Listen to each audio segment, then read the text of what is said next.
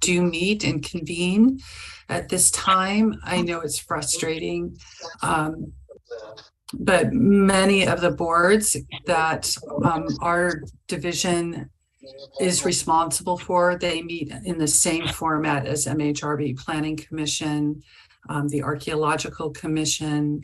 And I really think we're trying to work through how we can return to in-person meetings at the community center. And I'm happy to keep you up to date as those opportunities present themselves. Any additional questions, comments from board members? Well, I know it's not the answer that you want. But I really have very little to offer. It's not something planning staff is responsible for.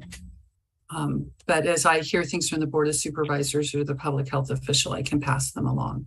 Should we write a request to the Board of Supervisors as a board that the Mendocino Historical Review Board requests that the Board of Supervisors push back against state government's outrageous mandate and allow us to start meeting in person? I think that's something we can take up. Let's Planner Cherry, can we put that on our next agenda, and maybe I can craft some language and maybe work with Ishvi on it, and we can put something as an agenda item in front of the Mhrb for next meeting? Right, or I guess we would add that to the topics under matters from the board. Ishvi is new to the meeting as a board member, and farther down on the agenda is typically an agenda item, reports from the various board members. It wasn't on this month's agenda, so we can add that as a topic. And I'll bring that back when we get to that agenda item. Okay. Okay. And I believe I just got a message from Holly that she found the link and she'll be, oh, there she is. Yes. So could we put in the minutes that board member Madrigal joined us at 2:16 this afternoon, and we now have a full cadre of 5 board members. Yay. the first. Okay. I know. First in how long? I don't know. A while. Actually, I can tell you exactly when, because at my first board meeting, which was just over 4 years ago, I joined as the 5th board member, and that lasted for 1 meeting before the chair resigned. It's been a while. Okay, so that brings us to agenda item number 5, April 4th, 2022 minutes. Any clarifications, corrections from the April 4th meeting, board members? No. Home? I'm going to bypass my usual editorial comments, but I do have one small comment on item 10A under review board discussions. There is a mention of my name, and I don't mind if it's Vice Chair Kapler or if it's Kapler, but in this case, it's just Vice Kapler. And I think that's a little negative. So let's change. My apologies. Vice Chair, shall we? Yeah. My apologies. Consistencies, right? and you're not on the vice squad anymore? That's, yeah.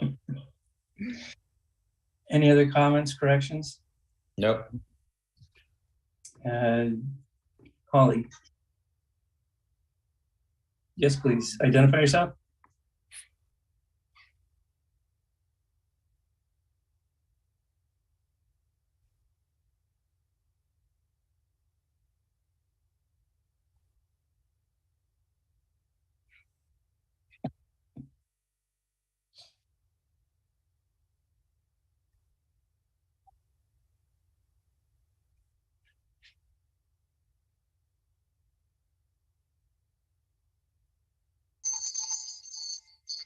Is that roll call or just the vote for that item?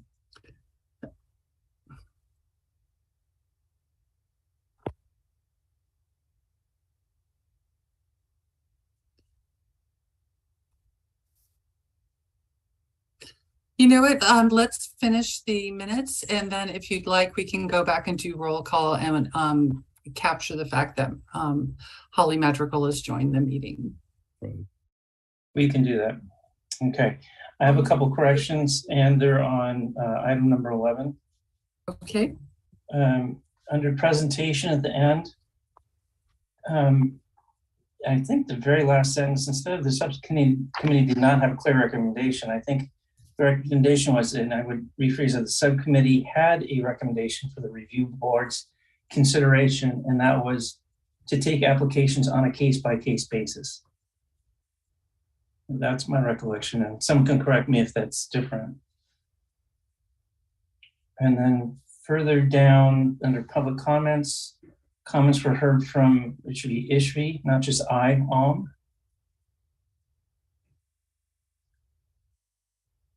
And then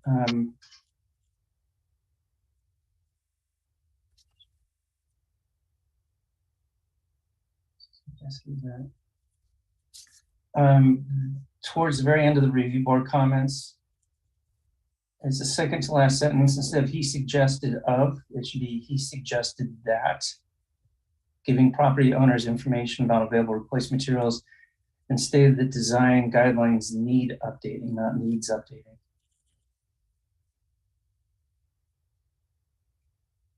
Okay.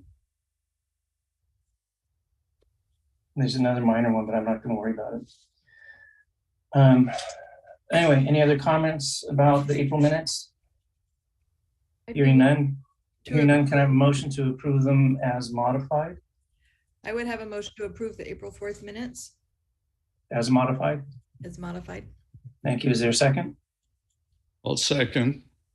Okay, by a show of hands, all in favor? That'd be 5 hands raised. Saves you a little bit of work, Juliana. Okay, so that passes, correct?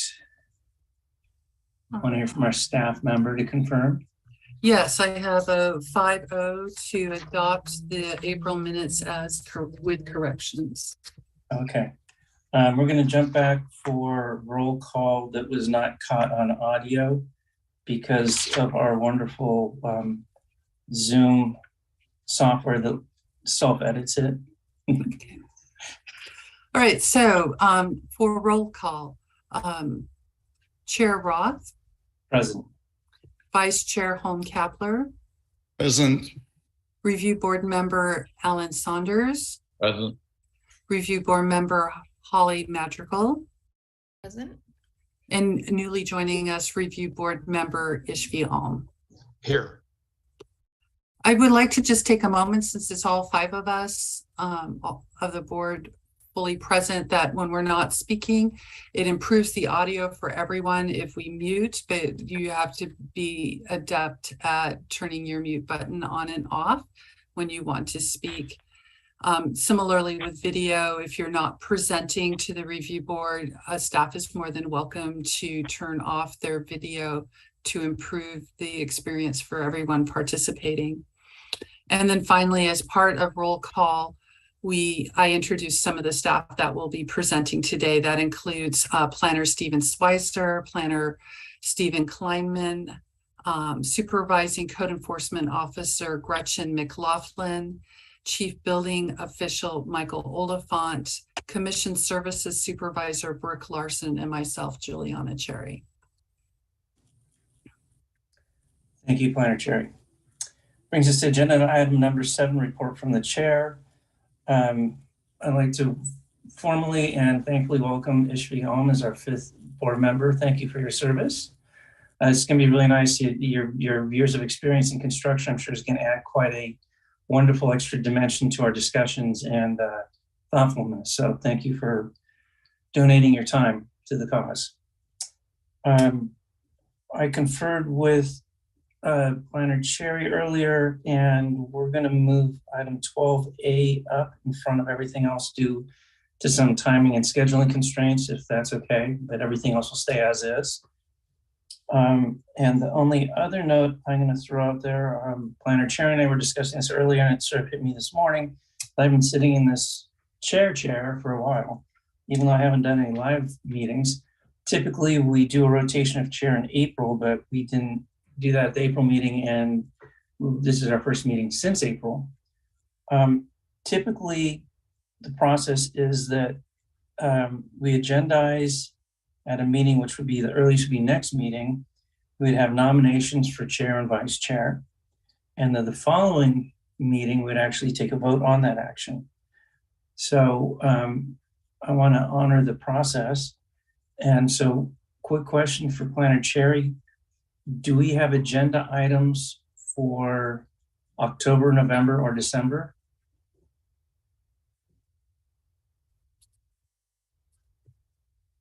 I anticipate having some items for the October and the November meeting agenda. I can quickly confer with my colleagues. I thought an application would be filed already for the October agenda, and it has not been. And we have one application that is on file, but it's on hold. And I don't know if that one is going to be on the October or the November agenda at this moment. But later in the meeting, I'll have a better assessment of those two. But I would say we can anticipate a meeting at least either October or November, and possibly both meetings. So from the board members, do you have any feelings? Would you like to go ahead and do as expeditiously as we can a nomination for chair and vice chair next meeting and the following? I'll have a vote on that. Does that work for you guys? I see lots of nods. Okay. So Planner Chair, if you can agendize that for future meetings, we'll get back on schedule. All right, so nominate in October and vote in November. Or nominate at the next meeting and vote at the following meeting. Okay. Yeah, sounds good. It sounds really good. I like that we're getting on top of it. Great. Thank you so much. That concludes report from the chair. We're on agenda item number 8, public expression. The review board welcomes participation. Comments shall be limited to 3 minutes per person and not more than 10 minutes for a subsequent agenda item, so that everyone may be heard. Public expression items are limited to matters under the jurisdiction of the review board that are not on today's meeting agenda, and items that were not previously considered by the review board, meaning if it's on the agenda, talk to the item. If it's not, then you can bring it up at this point. So if you're requested to speak under public expression, please call in now. Thank you for your understanding in the public health order, and thank you for your continued interest. To encourage public participation, the review board is setting aside 3 minutes to receive public expression comments via email. Please send your comments to, again, PBS, like Public Building Services, PBS Commissions, plural, at mendocinocounty.org. Do we want to take that standard 3-minute pause to allow people to call in if they want? Planner Cherry? Certainly, I can accommodate that. Happy to. Well, let's do that. So for 3 minutes, Planner Cherry is going to put on a timer, at which point we will give them the 3 minutes to let people call in and sign up. In the meantime, board members, you can mute yourselves and cameras on or off. We'll be back in 3 minutes. Okay. Thank you.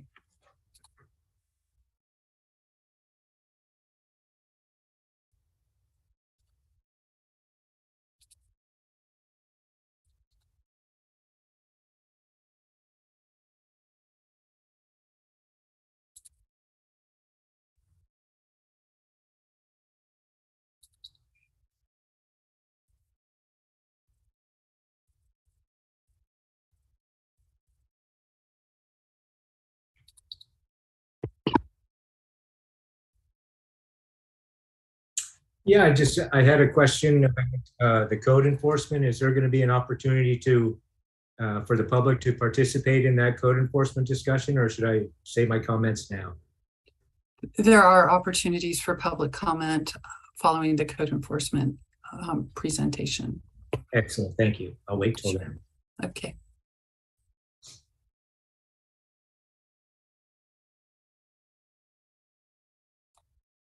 Brooke, are there other requests to speak under public expression?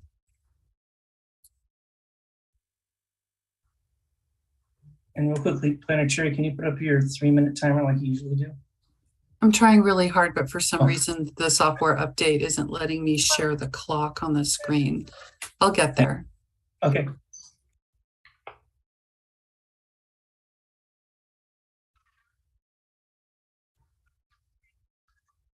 I just wanted to make sure that everything's working because I wasn't able to see everybody's picture so far. Can you hear me? Okay.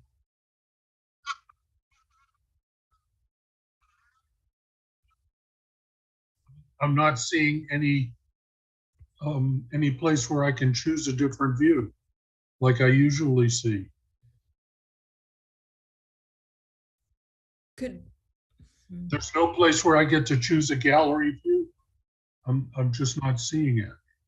Rick, if you'd like to, before another meeting, we can do some practice on Zoom so that we can get that up and working for you, but staff really cannot help you at this time during the meeting. That's fine, Juliana. I can hear that my voice is being heard. So if I need to speak during my agenda item, I can. That's all I wanted.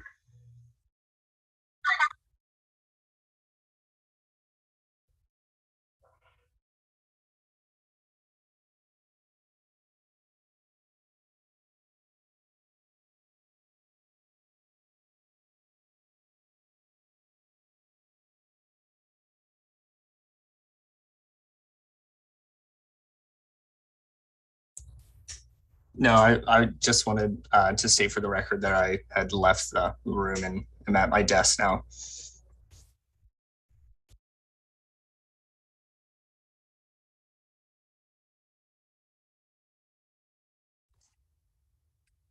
So we have 3 minutes.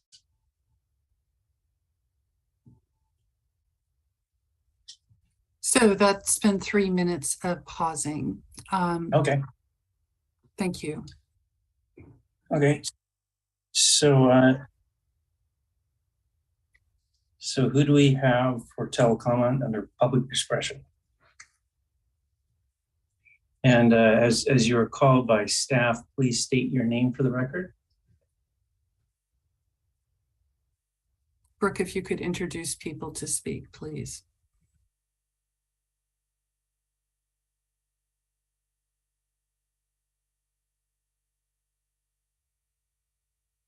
Okay. So we'll wait to capture those comments under those public hearing items. Okay, great. So we'll close public expression, agenda 9, item number 8. Number 9, do we have any items on consent calendar? There are no items on the consent calendar. Great, thank you.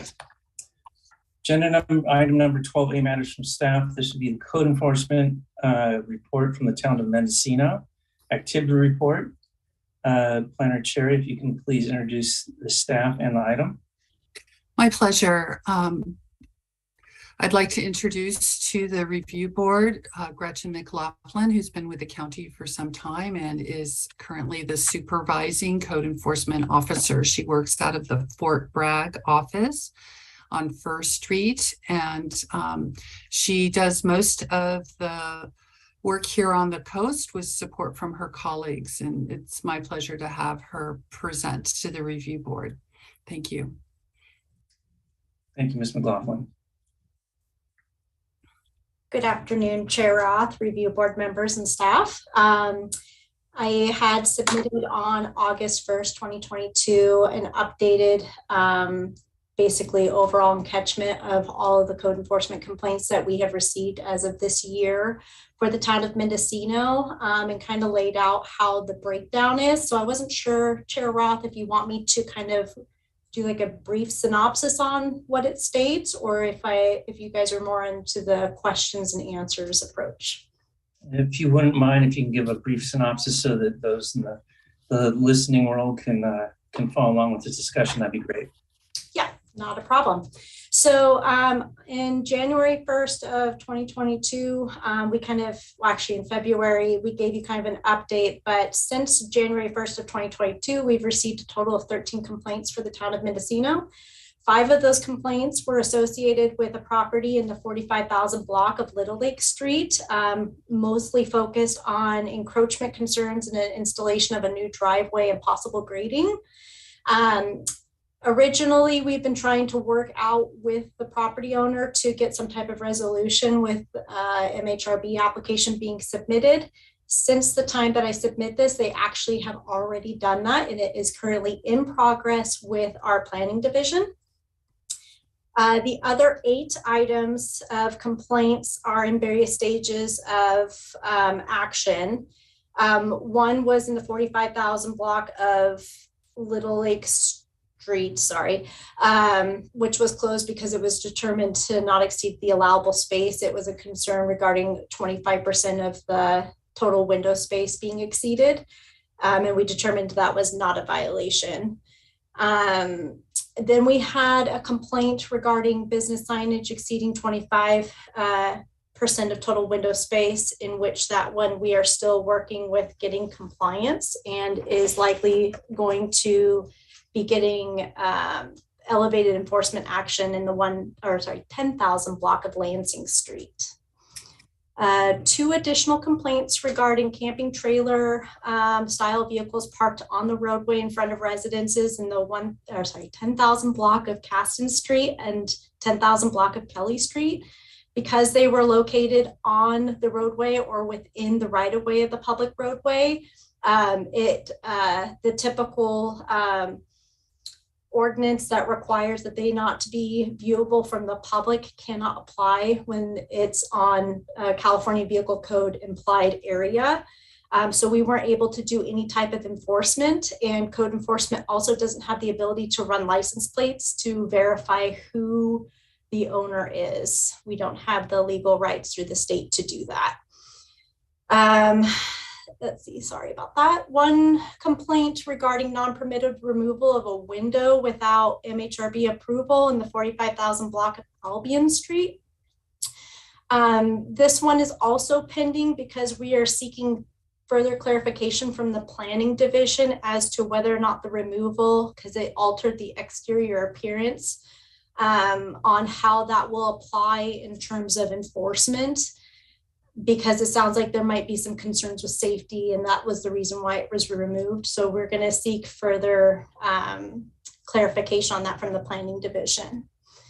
One complaint was regarding installation of tinted windows on a single family residence, and that is in progress in terms of being resolved with the appropriate MHRB application being submitted to planning back in June. 2 complaints regarding proposed tree removal and vegetation removal within a wetland area was determined to be unfounded in the 44,000 block of Main Street. And I believe that actually covers all of them. The only additional item that I want to bring up is that there have been no new complaints received to code enforcement for the town of Mendocino since June 21st of 2022. I'm available for any questions you guys have.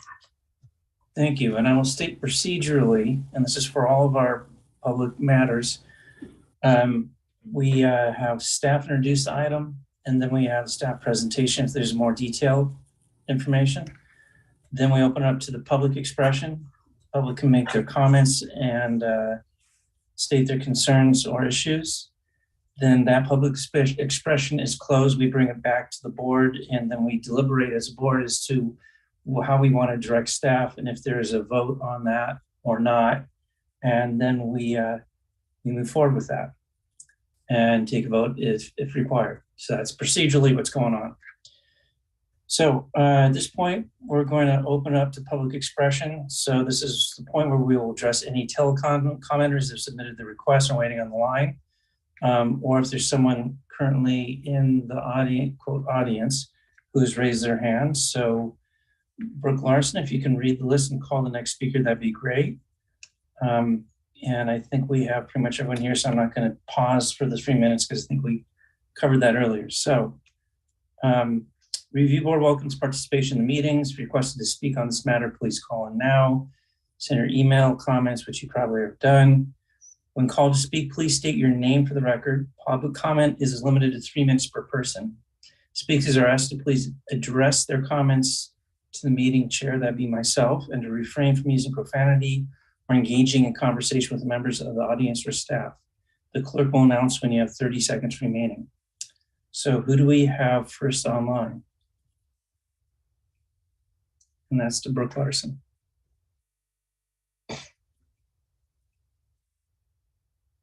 Rick, please proceed.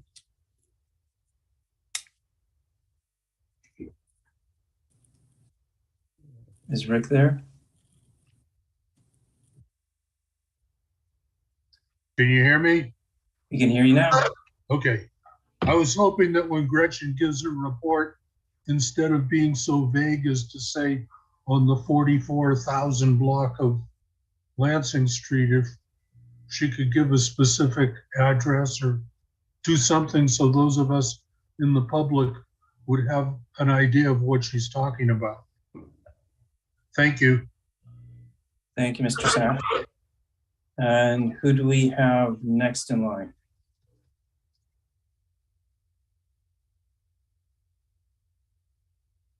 Welcome, Mr. Grimes.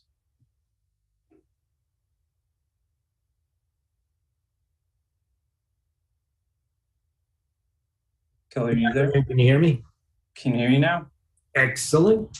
First of all, I'd like to second what Rick Sack said, more specific on the enforcement. So those of us that are keeping track are aware that something is actually being looked into, or if something's not being looked into, that'd be very important. And also, I didn't hear any mention of vinyl windows. I brought it up at review board meetings.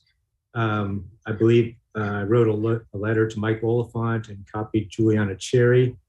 And I believe that there was a meeting with the owner of Mendo Realty.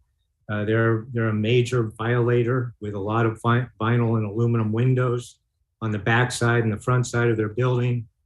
There's another building across the street from the bank that has vinyl windows on the second floor. They're now starting to put them on the first floor. And I'm just wondering, at some point, it seems like if these things keep going unaddressed and no action is taken to enforce the rules that you're making, eventually these windows are going to set precedent, and I will no longer have to ask for permission to install vinyl windows. At least that's my understanding. I'm not a lawyer, but it seems like something needs to happen to the violators, or else those of us that are asking for permission are the only ones who are suffering in this process. Thank you. Thank you, Mr. Grimes. And just as a reminder, when we close public expression, we can then ask staff to respond to things that we like. But right now, we're just hearing the public speak their mind. So do we have anyone else on in queue, Brooke?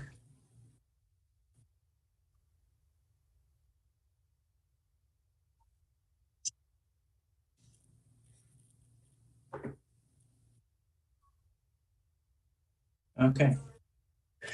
Thank you. So we're going to close public expression and we're going to bring it back to the board.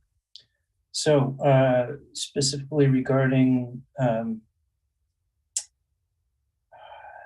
McLaughlin's report or any of the comments, do any of the board members have any comments or questions?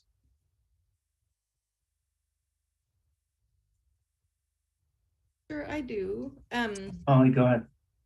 I would also be interested to know about the specificity. I can sort of see it both ways, that there might want to be a small amount of, I don't know what the unforeseen consequences are of like listing someone's address in a complaint, as far as I see that you would want to be able to know what, I don't know, I can sort of see it both ways. But also I do appreciate I appreciate this update. It's very nice, because sometimes you'll hear things in the grocery store and not know if it was addressed or not. And so I especially like the resolution, or this is still open, or etc. So I really appreciate the reports. I'm just trying to think through if there's unforeseen consequences with listing addresses. So Holly, I'm guessing that staff follows the rules and regulations in front of them. So Gretchen, can you comment on that? What you're allowed to state and not state based upon complaints in terms of specificity of address and location, please? Somewhat. So when the review board requested that code enforcement would kind of develop more of a report out that was a little bit more specific, we really wanted to do our best to accommodate that. And so with the guidelines that I was given, this is kind of what we came up with. I can return back to the department to see what's appropriate to make sure that we're not overstepping any boundaries in terms of reporting out people's specific addresses. But typically, the thought process, at least for myself, was that it would be appropriate, considering that's how things generally get reported, like if law enforcement were to report out information for specific locations.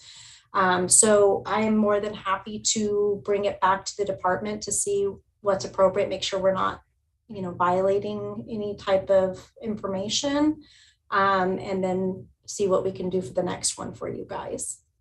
And if I could just paraphrase that, I don't think it's what's appropriate. I think it's what's allowable. Right. And in terms of what codes hold you to what, and if necessary, maybe we can have some assistance from county council to see what's allowable and what isn't. I agree. I would, if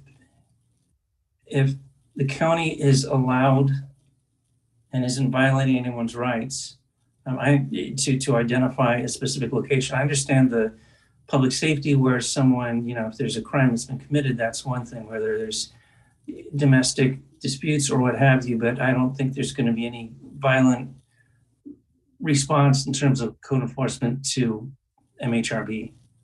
But if you can get back, and before I throw mine out, I'll defer to the other board members if they have any other questions or comments. I'd like to raise a question. Number one, I guess on the tinted windows, that's an issue that we're going to come back to a little later in the agenda, I believe, right? That is its own agenda item, correct? Okay. With regard to the trailers, the vans that are parked, my understanding from what Gretchen mentioned is that apparently if the trailer is parked on the street, there's no problem. But if the trailer is parked on private property, there is a problem, right? Gretchen, please. Yeah, so generally speaking, if a vehicle is parked on a publicly maintained roadway, it falls under the California Vehicle Code. Now, like something like a travel trailer that's parked in excess of 72 hours can be tagged or cited by a law enforcement agency, but we as code enforcement don't have the regulatory authority to address that. And so ultimately, in terms of where the ordinances apply, code enforcement can only address it when it's specifically on a parcel. Mm-hmm. Thank you. I was going to do a follow-up with that as well. My personal experience being in town is that if it's on a public right-of-way, you call into the sheriff's department, they require, its ordinance is 72 hours or more. So if it violates 72, so if once it's reported, then they keep an eye on it. If it's 72 hours or more, then they investigate it, they run the plates. And I believe it's about a week for that process to go through. And if they determine that it's been abandoned or is there still illegally, then they will take efforts to remove that vehicle. It's a long and laborious process. So if there is something, and not to say that I've known anyone, if there's someone who decides they want to camp on Main Street and not have to pay TOT or a hotel, and they just like to be there, if it's an annoyance, then call the sheriff's department, and the sooner you do that, the sooner they can resolve it. But it's not a code enforcement issue unless it's on private property. Is that correct? Thank you. Any other questions, Holm? Yeah. So I have received a complaint about a trailer parked on a private lot. Apparently, it's not all the time, but it's off and on. And so is Gretchen the person to contact with the people that are concerned about that? Would they get in touch with Gretchen, or who do they contact about that sort of situation? Gretchen, please. Yeah, so the two best ways to report things to code enforcement is calling our administrative assistant, Michael Campling, at 707-234-6669. And he receives all complaints through the code enforcement line, and will log them so that way somebody can go investigate it. We also have a online portal version of code enforcement reporting through the county's website at the main website through Planning and Building Services under the code enforcement block. Okay, great. Thank you. And for the record, the code enforcement phone number direct is 707-234-6669. And then for the minutes, if we can put both that phone number as well as the complete URL for the webpage to do that, to fill out that form, that would be great. Thank you. Holm, anything else? Nope. Holly? I think Alan had one first. Alan? Alan, you gotta unmute yourself. It got covered by what Ian said. Same comment. Okay, so my question was in regards to Kelly's comment. We asked for this report just now. We asked for an update on the report. So I don't know where his comments would have fallen. As far as I know that he and Chair Roth met and discussed some of the window concerns, but what's the process if he wants to make sure if he wants to file a formal complaint? Website or whatever? Yeah, so generally, the best recommended action would be for anybody that would like to see something addressed in the town of Mendocino that might be a violation of like the general ordinance that's there, is to file a complaint through code enforcement directly, as well as or utilizing the online resource to report it, because then that way it ensures that code enforcement actually receives the complaint and knows that it's a complaint that somebody's filing.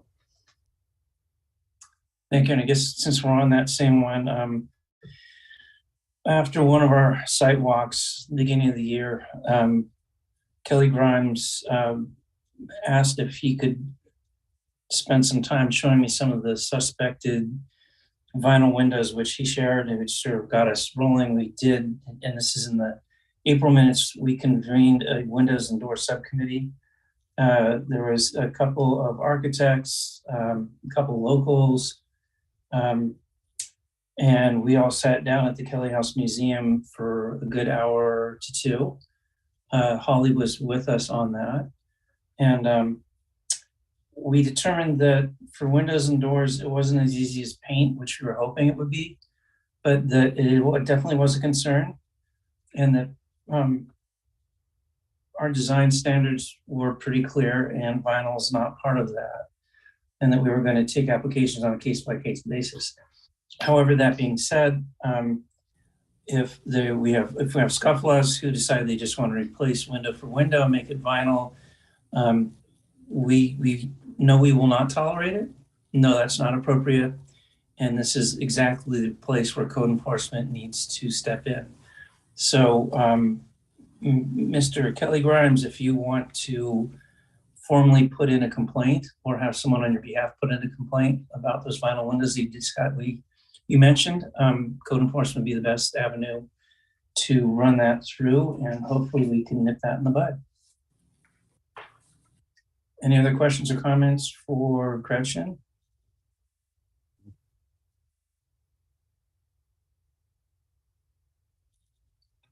Kelly, do you have a comment, even though we closed it to public consideration.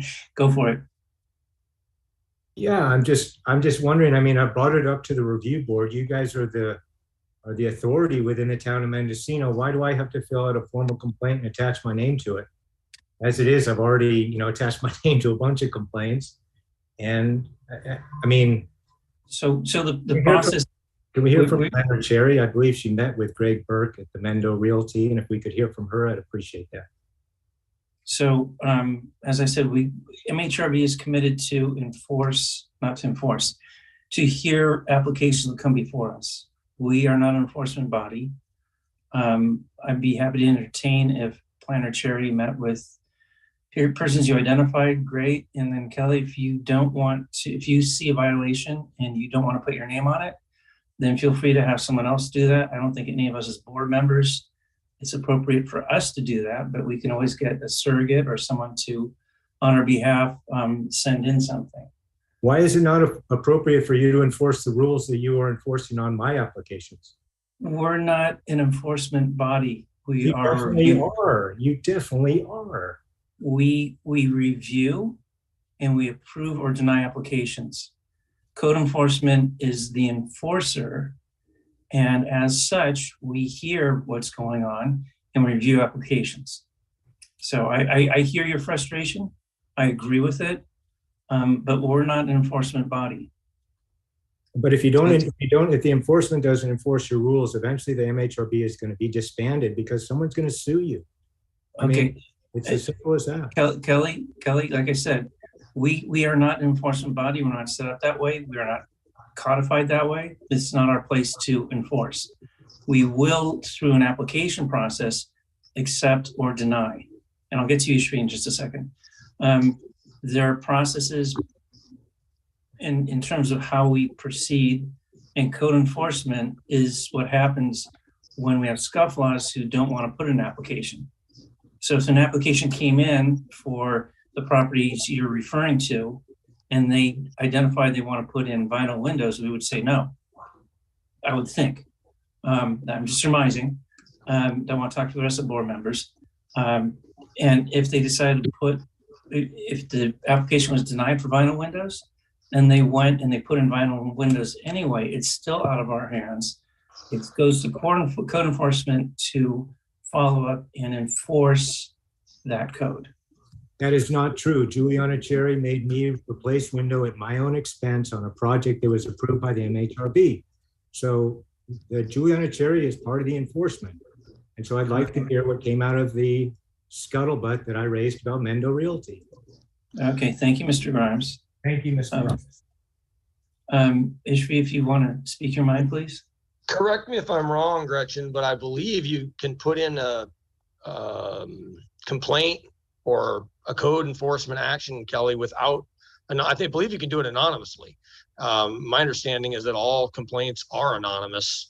So I don't think you have to attach your name to anything. And it makes sense that we are approving things rather than doing code enforcement, because we're not the police. Our job is just to, approve or disapprove. And I think we do need to continue to discuss windows in particular, because I think we have a problem in that the wood window solution that we have for this town is no longer economically feasible. And that's beyond our control, but we do need to modify that policy. But I believe you can make complaints anonymously. Okay, so I'm gonna, thank you, Ishvi.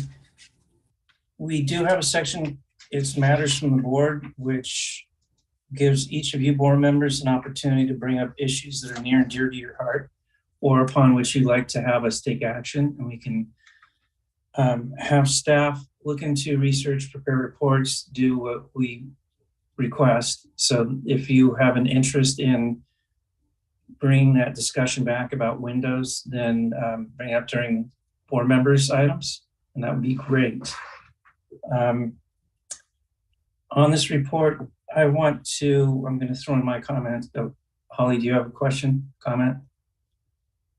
Gretchen, that's her hand. Oh, I'm sorry. Regarding Gretchen's report, thank you very much. I appreciate this. I would request that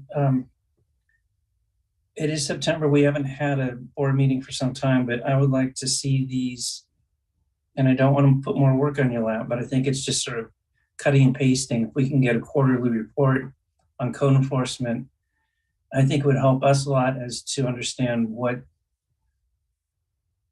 what's going on, who's following rules, what complaints there are. And if we see, for me, it's like, if we see a whole bunch of window issues under code enforcement, then that's, puts a red flag up. Well, maybe we need to address this.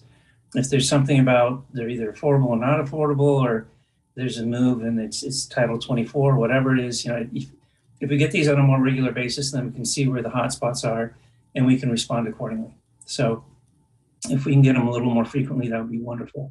Quarterly would be ideal if that doesn't break your workload. If I may, Chair. Yes, please. Yes, that's not a problem. I'll coordinate with Brooke with Commission Services to see how we can get them to you, even if there's not a meeting. I unfortunately, that's kind of where I was basing it off of, and that might have been my mistake.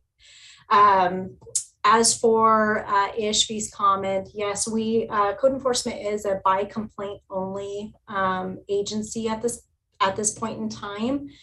So the best way is to file the complaint. Everything is confidential in regards to the person submitting the complaint. We don't release that information even if it's requested. And I just want to make sure that it's extended out as that. And if you guys have any other questions, I'm available. Thank you so much. Board members, any other questions or comments? Hearing none, thank you so much for your time, Gretchen. Look forward to seeing you in the next few months. All right, so we're closing up item 12A, and we're moving to our first regular calendar item. If I could interrupt just for a moment, I'm not sure whether Ishvi has left the meeting or if he's just turning his video off when he's not speaking. So if I could, for a procedural moment, say that the review board members, if you can leave your video running because you're participating in the meeting, even when you're listening, that would be great. But for staff, if staff is not actively presenting, they can certainly choose to turn their video off. And then muting just helps with sound quality. Sorry for the interruption. No, thank you for that reminder, Plancher. I appreciate it. Okay, so we have item number 10A, which is case number MHRB 2022-0001, and it's the Shepherd Shed. This is a Mendocino Historical Review Board permit to replace an existing 410 square foot redwood shed with a 484 square foot shed and 264 square foot pervious stone patio. We have your painted redwood vertical lap siding and roof materials are to match the existing residence. 44901 Pine Street is the side of the Flanagan Escola House, built in 1889 and a Category 1 historic resource. And I know that we've had a modification by the applicants to that painting part. So at this point, let's turn over to planner Steven Switzer. If you can give us a review, if I didn't totally kill your game right there. Go for it. Thanks, Chair Roth. Let me share my screen here. Let's see. So as you previously noted, can everyone see my screen? Yes. Great, okay. Staff received on September 7th, correspondence from the agent, Todd Newberger, requesting a change to the project description and also amending the exterior materials that were also attached with the application. To reflect this request, staff has prepared this memo. It addresses 3 sections of the staff report, the project description and the recommended findings, as well as the recommended condition number 8. And if you have had the opportunity to read that, I will just briefly cover the project description here. And what is amended is shall read, redwood vertical lap siding will be finished with clear penetrating oil with roofing material to match the existing residence. So just removing the painted portion of that. And as for the recommended findings, removing painted as well. And recommended condition number 8 will read, the exterior finish shall be redwood vertical lap siding with the body and trim finished with a clear penetrating oil with no more than 10 inches of the foundation visible. Door and window materials shall match the existing window paint. Colors of the Flanagan Escola house composition shingles shall match the existing shingles on the roof and further. So as with this revised request, the reference of the painting structure removed, as well as recommended condition number 8, remove that instance of the painting of the body and trim of the structure. The request still contains the windows to be painted to match the residence for weathering and weatherproofing. I do have a copy of the exterior materials list. I understand on the packet that is a very small portion of the architectural details. So apart from these changes, staff is recommending that the review board consider granting a concurrent variance for a reduced front yard setback and adopt the recommended finding D contained in the staff report for the placement of the shed to be located where the current shed stands. As detailed in the staff report, this concurrent variance for a setback is allowed pursuant to chapter 20.760 and subject to review board approval. In addition, the applicant plans to install solar panels on the low sloping roof sections of the mansard roof of the residence and garage. I do have some photos here for reference. Yes, please. So here is where the shed will be sited. The dotted is the existing. Some elevations here, and here is what's currently on site. And the solar panels will go on the low sloping roof section here. So we do have a spec sheet as well.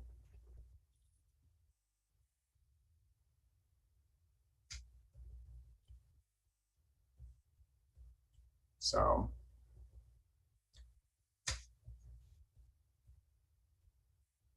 okay, that concludes your report. it does. I'm available for further questions. Thank you so much. At this time, do we have our applicant, either Todd Newberger or Andrea, Todd Newberger, the architect on the project, or Andrea Shepard, the applicant? Are either of them available?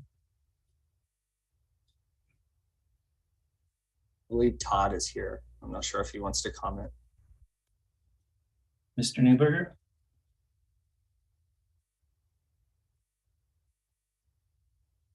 Brooke, can you see if Mr. Newberger is present?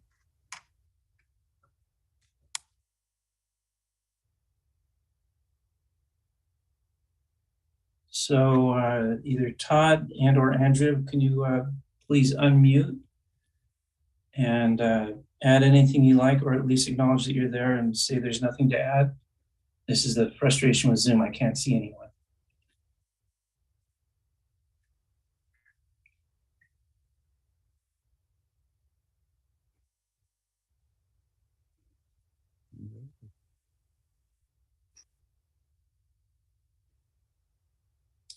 I believe Todd needs to turn on his mic, and Andrea Shepard's mic is on if she wanted to go ahead and give comment. Please. Andrea, are you there? I see Todd is muted and I don't hear anything from Andrea, but she is not muted. Oh, now muted, unmuted. Can't hear Andrea. I bet she's frustratingly trying to. Yeah, I know. Technology, isn't it wonderful? Yeah.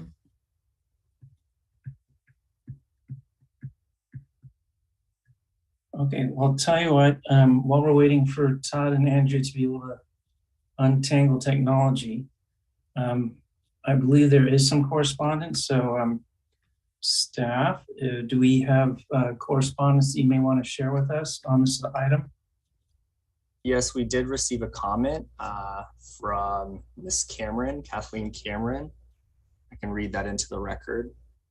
Yes, please. I think it's fairly relevant, and just for contextual, I believe Ms. Cameron was a member of the Mhrb for some years. Is that correct? I do believe so. That's correct. Please proceed. So Mhrb members, the shed you are reviewing stands on a developed property dated back to 1885 and is obviously a historic building, probably used as a workshop or a barn. These types of structures were traditionally made of wood and were unpainted. Such outbuildings contribute to the character of the historic district because they help to tell a story about how people lived in Mendocino in the past and what happened on the land surrounding the residence. Can the shed be preserved? Can some of the original material be saved and utilized for the project? These are questions that merit review board deliberation. It is understandable that Ms. Shepherd wishes to use the building for a new purpose. Adaptive reuse is an acceptable historic preservation method. Her plan to keep the original shape and roof line of the old building supports this practice, but painting it does not. Although painting this structure to match the residence would be pretty, it would be a loss of historic character to do so. I would further gentrify the town. Many past Mhrb permits for outbuildings have required natural redwood siding with applied staining or sealant. One example is currently being constructed on William Street. An unpainted structure would be the best choice for preserving the character of the town, one of your primary functions. Thank you for your consideration and for your volunteer service. Kathleen Cameron. Thank you, Stephen. So do we have Todd or Andrea available to speak on their project? Have we resolved technical difficulties? So Andrea still has her hand up, and I do not see Todd there. Hello. Hello. Todd, if you're running YouTube, please turn it off. If what? It sounds to me like there's background feed that someone's running YouTube at the same time that they're running Zoom. You can't be running YouTube simultaneously with running Zoom. Otherwise you get that echoing effect. Nobody is running YouTube. Do you have a cell phone handy where you're doing a cell phone and a computer? Like two devices? Hello?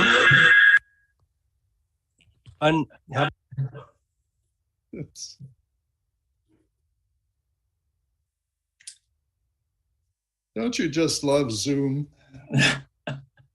Please unmute Andrea.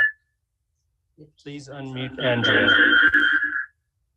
It says, please unmute Andrea. Andrea's unmuted. Someone's breathing? Andrea, Go ahead. if Andrea wants to speak, I believe she's been unmuted. Yes. Can you turn off yours entirely? Are Todd and Andrew, are you in the same room on different devices? If so, we need one device. It's echoing, it's picking up both the audio and the second mic. So if you can work off the same device, that would be great. We can identify you by your difference in the voice tone.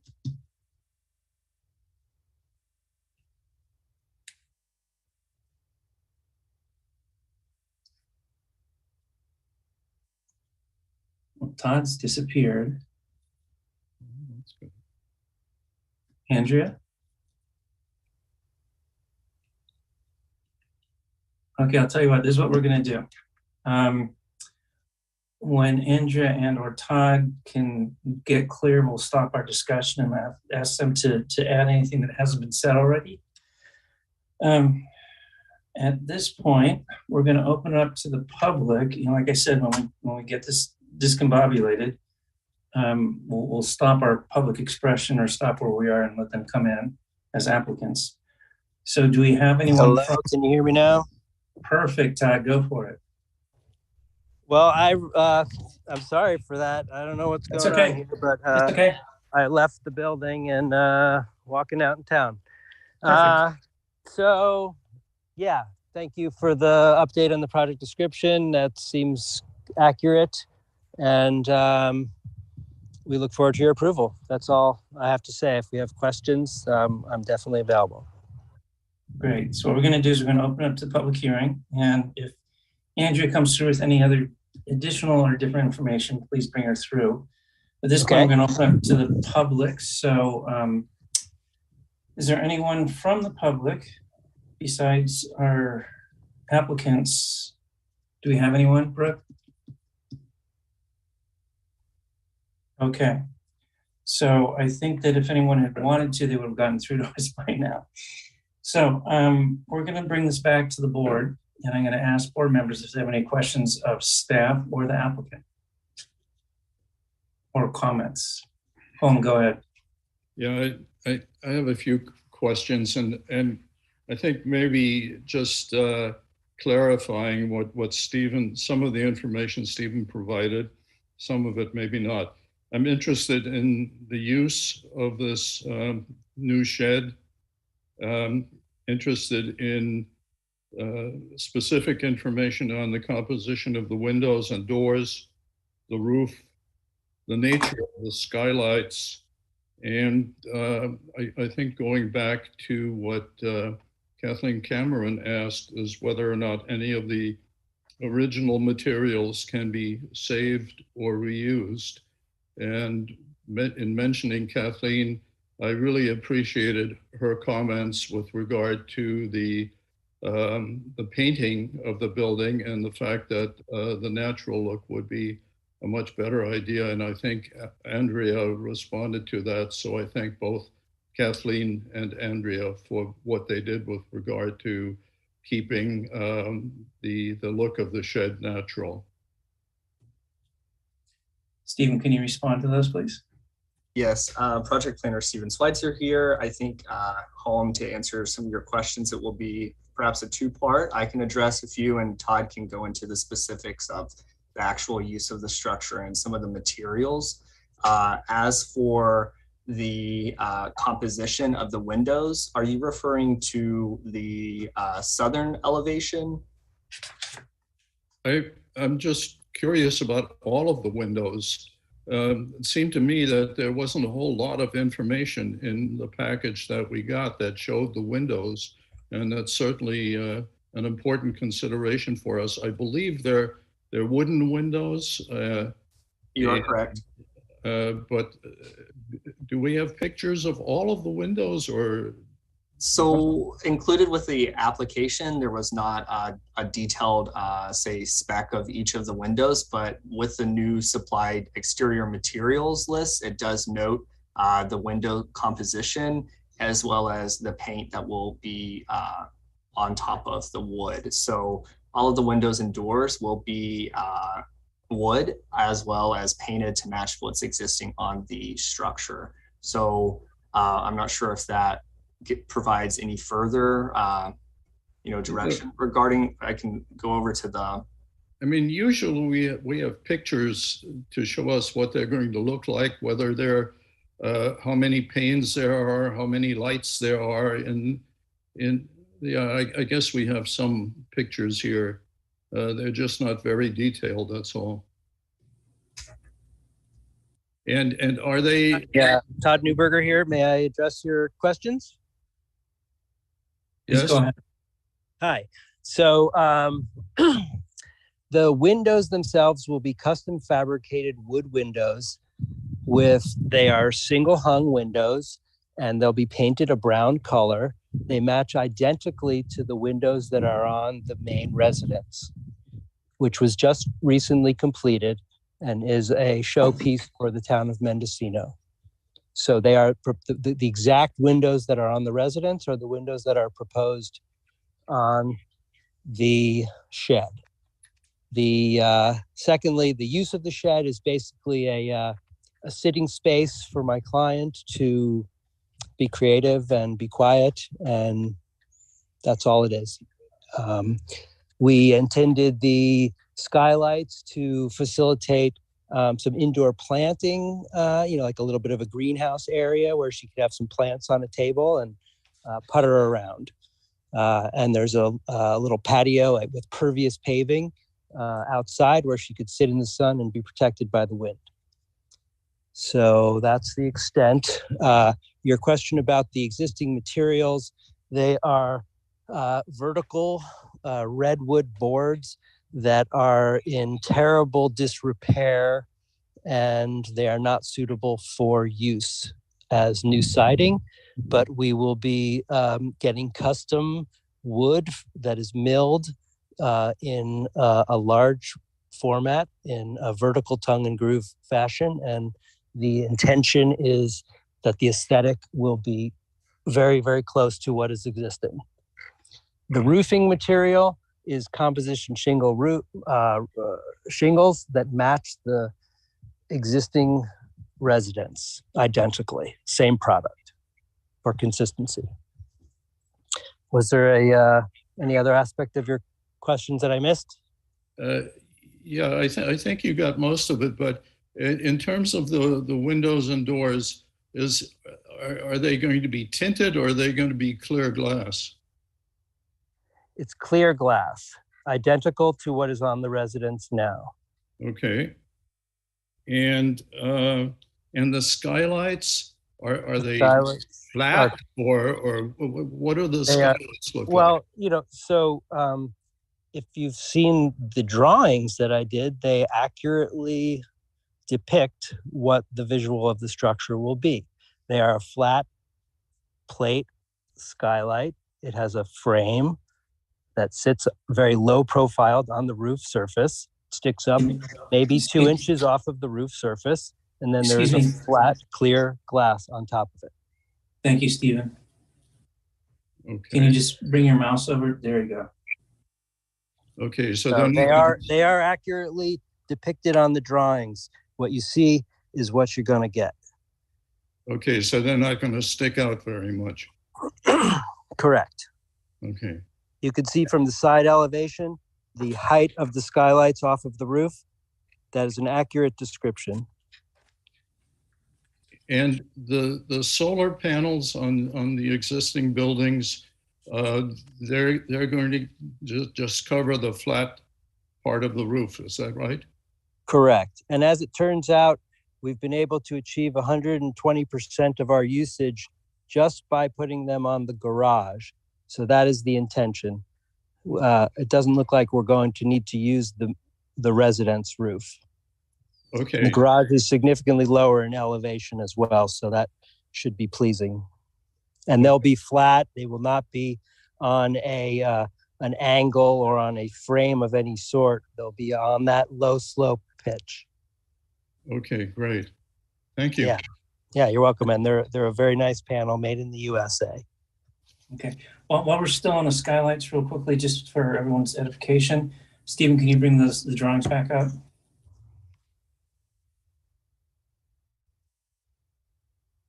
So if I read this correctly, yeah, there we go. Perfect. The profile, the north and south are going to be facing Pine Street and, is that Ukiah Street? Hello? Sorry, I was trying to find the mute. Are you Yes. So south will be towards the ocean there, and then as for north will be as at Pine Street. Okay, and then the actual face of the roof on the west elevation is going to be it'll have its back to School Street, and it'll be facing the adjacent property to the west, right? Yes. So you Pine wouldn't Street here, the southern elevation would be here.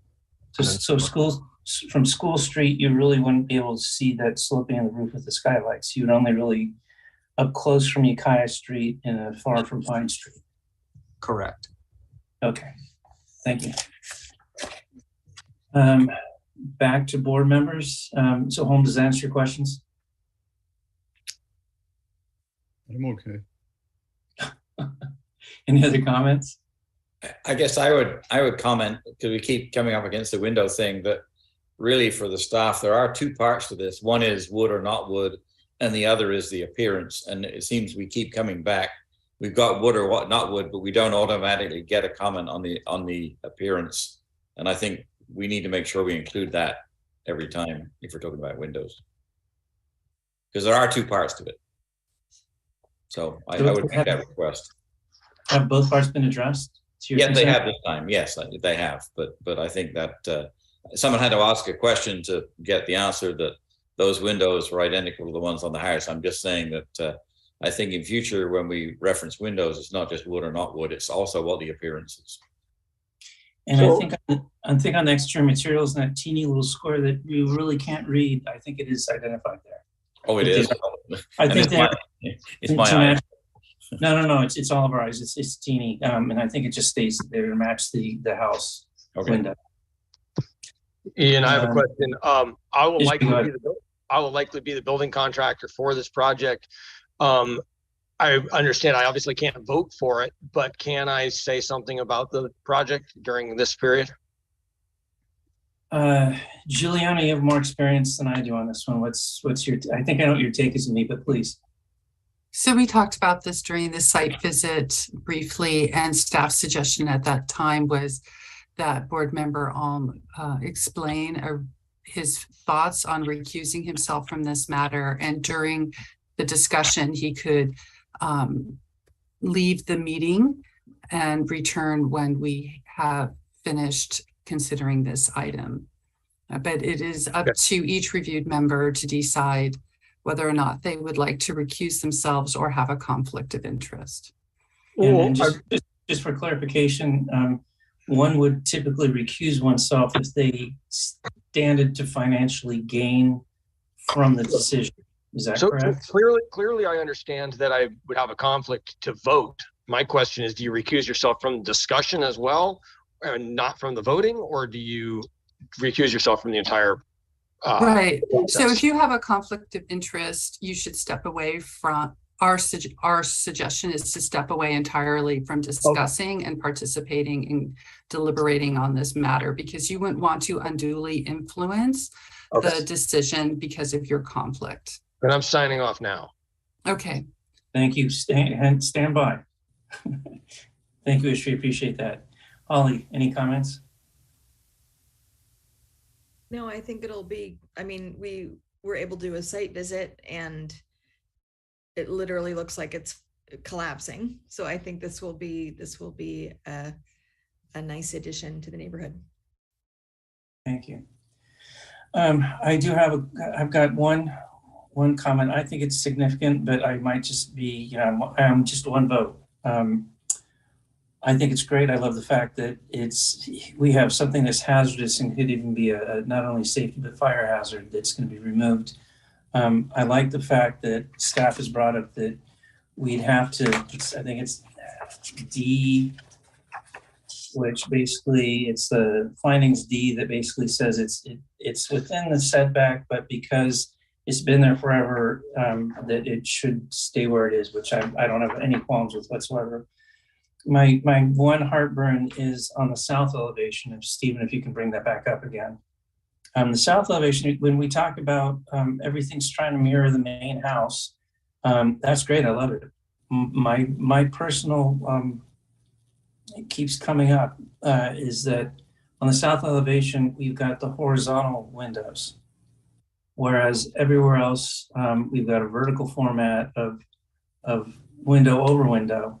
And if you look at the main house, and I know we don't have any pictures here in the packet, in my recollection, we have numerous photos of the house, and every single window is a top over bottom format, and there's no side by side. And I know that we want to get illumination in there. I'm just wondering if I'm the only board member that gets a little bit of a rash looking at that. If there's any other interest in looking at that, making comment, it's not a deal breaker. It's one of those things where I don't see a whole lot of side-by-side windows in the village, and it's not something that was done often. And so I kind of hate to break through tradition. I don't see it conforming, and I don't know if it's if we change that to a top over bottom window, if that's a deal breaker to the applicant or how the other board members feel. So I will open that little Pandora's box open. If I can have a couple other board members respond and tell me whether I'm on Mars and I should come back to Earth or. Hey, Spaceman, this is Todd Newberger. May I make one comment? Those new windows are will be behind the fence directly. And the shape of those windows were purposefully created because, the windows are hidden behind the fence, and there seemed like no real need to be staring directly into a fence. Should this really be a sticking point, we'll simply match the windows that are used elsewhere, the 2 foot by 5 foot windows, and we'll do a top down shade. So we'll keep the lower portion of that window in shade, since we'd just be looking at a fence. So there's a path. If we need to change the windows, we're willing to do it. We didn't really see that they would be visually offensive since they'll be hidden behind the fence. Thank you, I appreciate that. Board members, could you weigh in and either disagree or concur? Yeah, I was actually going to ask to look at the site plan to see actually where they were. So Todd answered that question. I think given they're hidden, I don't think I have a problem with it. Yeah, I don't have a problem with it either. I think I saw Holly shake her head that she doesn't have a problem. I think it's good to bring up and consider, but I don't think it would be worth altering the plan at this point. Thank you. Any other comments from board members? Nope. Seeing none, anyone want to offer a motion? Sure. And remember, we need to make a finding here. So I'll make a motion to approve MHRB permit 2022-0001, subject to the findings and conditions that are set out in the staff report, the modified findings and conditions. Is there a second? I'll second. We did. That was as we were trying to get Todd and Andrea on. I opened up public hearing. That's right. And if I didn't, please correct me. I believe I did.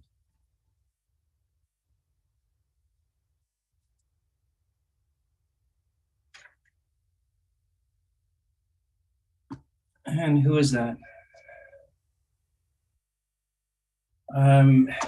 In our, we're coming to it late, but yes, go ahead, Rick, please. I didn't see an opportunity for comment. And I just wanted to say there have been a lot of issues discussed over the years about light emitting into the town through skylights and how it changes the ambiance of the community and neighborhoods. A lot of people like the darkness. That's all I wanted to say. Thank you. Does that change anyone's opinion on the board? We want to, or there's a motion on the table. Does the person who offered the motion, I think that's home, wish to withdraw it? No, I don't wish to withdraw it. Okay. So hearing that, is there a second to the motion? Second. And let's do a roll call vote, please. Thank you, Juliana Cherry, to do a vote for the motion made by Holm and seconded by Board Member Madrigal. Chair Roth, what is your vote? My vote is nay for the horizontal windows, but knowing that it's going to pass, I'm okay with that. Okay. Board Member Saunders, what is your vote? Yes. Board Member Madrigal, what is your vote? Yes. And Board Member Kapler? Aye. Okay, so that's 3 votes for. I'm not really sure how to count your vote. Nay. Yeah. No, okay. 3 votes for, 1 vote against, and 1 Abstention. Ishvi all is recused Easy. and abstaining from voting. All right. Thank you. That carries. Thank you much for your everyone's involvement in this. We're going to close item 10A, going to public hearing 10B, which is the Huddleston sign application MHRB 2022-0004, which is a Mendocino Historic Review Board permit for a perpendicular 4.5 square foot double-faced wood sign with black and white colors and copy reading NAR, G-N-A-R, Narbar Raw Eatery on 10450 Lansing Street. It's the site of the 1923 built shell garage, a Category 1 historic resource. And I believe this is Stephen Switzer. This is yours again, right? Correct. Please proceed. Typically, signs would be consent items, but due to the nature of this being a perpendicular sign, pursuant to Chapter 20.714 of Mendocino Town Zoning Code, perpendicular signs may be permitted under special circumstances and subject to review board approval. The applicant is requesting this, and as you had aptly described in the project description, the applicant is requesting a perpendicular 4.5 square foot double-faced wood sign with black and white colors and a copy reading Narbar Raw Eatery. The applicant has been provided the staff report and made aware of the conditions of approval. I would like to note on the record that the property owner listed on the staff report is no longer Michael and Marilyn Huddleston. It should reflect the current owners, McIntyre and Kimberly Hodges. I am available for further questions. Thank you, Stephen. We have the applicants, Rick Sachs as agent and Chris Fenwald and Colin Trimble as applicants. Do we have them present?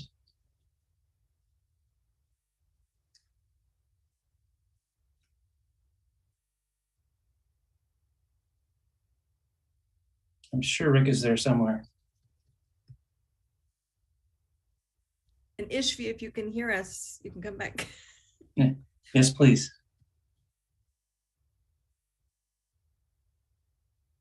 Hear me? Yeah, we can hear. There we go. Ishvi's back. Okay, Rick. If I could just interrupt for a Yes. moment, Ishvi, if you could say whether or not you heard the staff presentation while you were absent from the meeting briefly. We should have waited for you to join the meeting before starting the item. So I just would like My to bad. confirm that you heard Stephen Schweitzer's presentation. You muted, Ishvi. You muted. Yes, I did hear that. I forgot to turn the video back on. Okay, thank you. Thank you. Rick, please proceed. And if Chris or Fallon are around, they can join as well. I think I'm here representing that one. Thank you. I never heard this thing about verticals or horizontal before. I don't know when this entered the picture, but vertical signs are all that I've ever seen on that building. Been doing vertical signs in that location since it was converted from a garage where I used to rent a stall and do chainsaw carving. Rick, I believe it's not the issue of vertical, but it's the issue of perpendicular. Is that correct, Stephen? That is correct. The kind of the impetus behind that is that perpendicular signs could have the potential to obstruct ocean views along certain corridors within the town of Mendocino. So it's subject to special approval. And I think under your staff report, staff notes it says signs attached to the building shall not extend above the eave, roof line, or parapet of the building. Signs mounted flush to the building are preferable, although signs perpendicular to the building may be permitted under special circumstances as provided in chapter 20.714. Is that correct? That is correct. Okay. Rick, please proceed.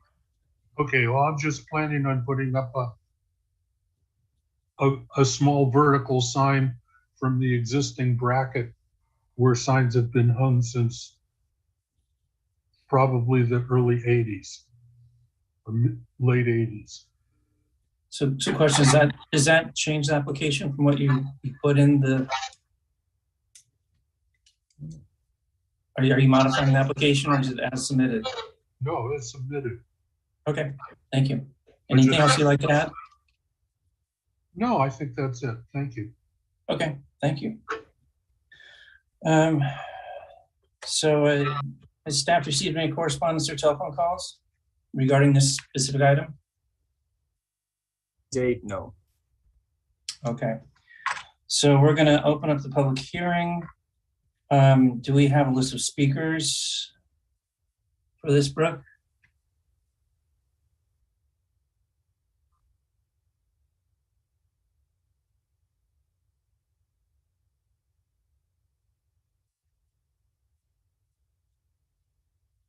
None being seen. Okay, so I'm going to close the public hearing. Board members, any comments, questions, thoughts? Holm? Not for me, no. It seems like it'll fit in where it's at. Okay, Holm, what about you? You raised your hand. Yeah, I don't have any problems with this proposed sign. I think this thing with the perpendicular signs is a little crazy because 90% of the signs in Mendocino are perpendicular. So I have no problems with them. I find these signs charming and I'm happy to approve this request. Okay, any other board members? Alan, Holly? Yeah. Go ahead, Holly. I'm fine with going forward with the sign application. My only comment is actually to staff. This is a more than 20-page packet for, and I know this has been brought up before, but this is more than 20 pages for a sign permit, which I know that this information is because we have done things in this building before. And so I know that this is material that's ready to go and that we're not spending excessive staff time on gathering it. However, it distracts from the decision. It's interesting to know what happened in that location, but as far as the decision-making process, I would sort of just like to know where it is, the parameters of the building, things like that. So that's just a personal preference that I think we could save, because these are two-sided and all of the board members get the packet. So I want to suggest that we could probably streamline the packets a little bit. So if I hear you correctly, you want the information that's relevant and that is not, we can not kill the trees for it. Right. And I know it's a preference of staff, and I generally like more information, but for this purpose, I think it's probably worthwhile. And if you did have to, research and get the information for previous owners, 3 or 4 years, we're talking 20, 30 years ago, I think it changes the focus from the application. Thank you. Amen. I got you home. Ishvi, thoughts, comments, questions? I think we should approve this sign. I'd like to make a motion as such and go on. Thank you. Is there a second? I'll second. By a show of hands, raise your hand if you're in favor.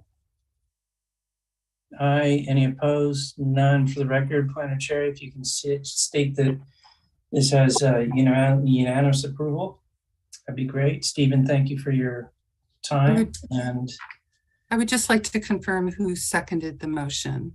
I did. Saunders, thank you. So a motion made by Ishvi Alm to approve the project as presented by staff and seconded by Alan Saunders, passed unanimously by the review board. Correct. Thank you. All right. Thank you much. We now go to 10C. Case MHRB 2022-0005, Spring Pond Water Tank. This is a Mendocino Historic Review Board permit to install a 3,000-gallon water storage tank wrapped with redwood planks and metal hoops to match the existing water tank and construct a 25-square-foot pump house with board and batten exterior and red painted door. Location is 10501 Lansing Street. It's the location of Mendoza's store, built in 1909 and a Category 1 historic resource. Stephen, you're up again. You've been busy.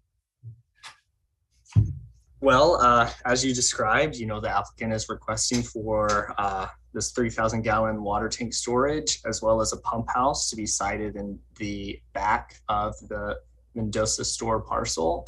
I have spoken with Agent Kelly Grimes regarding, if you guys had read on the architectural notes, I believe a few colors of red were mentioned regarding the red painted door. I have included in the recommended condition 8 some language to allow for the applicant to select a color, the color red, from some various selections contained in the historical collection, which we had approved, and I believe is also in the packet for the paint colors as well. So the applicant and staff has been provided the staff report and made aware of the conditions of approval. I believe it's a pretty straightforward approach of placing this this water storage tank behind a fence and also having a pump house. I am available for further questions. Thank you, Stephen. Do we have Kelly Grimes present as applicant?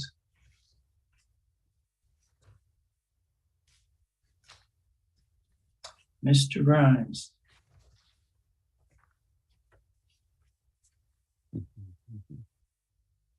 Give it a few more seconds. Is Kelly Grimes present? Brooke, I believe you need to bring Kelly into the meeting. And that's to staff, right? Yes, good afternoon. I don't have anything to add to this, but I just want to express my appreciation for you guys enduring these torturous meetings. Thank you. Thanks, Kelly. And we appreciate your perseverance and making sure you're present and giving forth your commentary. So thank you for your public input. Have we any correspondence or telephone calls that have been received for regarding this application? No. Okay. And that was, who responded to that? Thank you. Okay. At this time, we're going to open up public hearing. If there's anyone present, Brooke, do we have anyone raising their hand? Okay, and who is that? Yes. Tim, proceed. Thank you. Just wanted to make sure that we have been supplying water for 3 businesses. You guys can hear me, right? Yeah, and can you tell us your affiliation, please? Oh, affiliation. I'm the 2nd generation owner operator of Harvest Market. Thank you. Continue.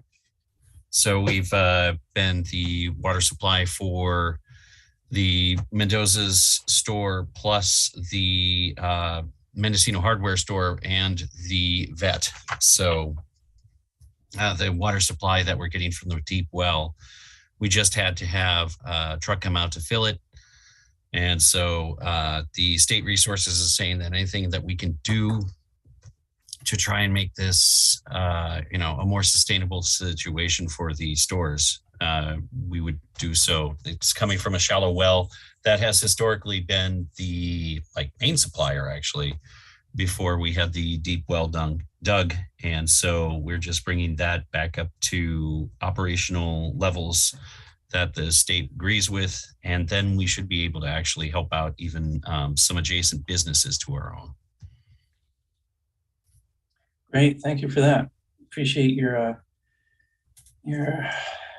identifying the wonderful lack of water that we have as a resource and stepping forth and helping out. So thank you.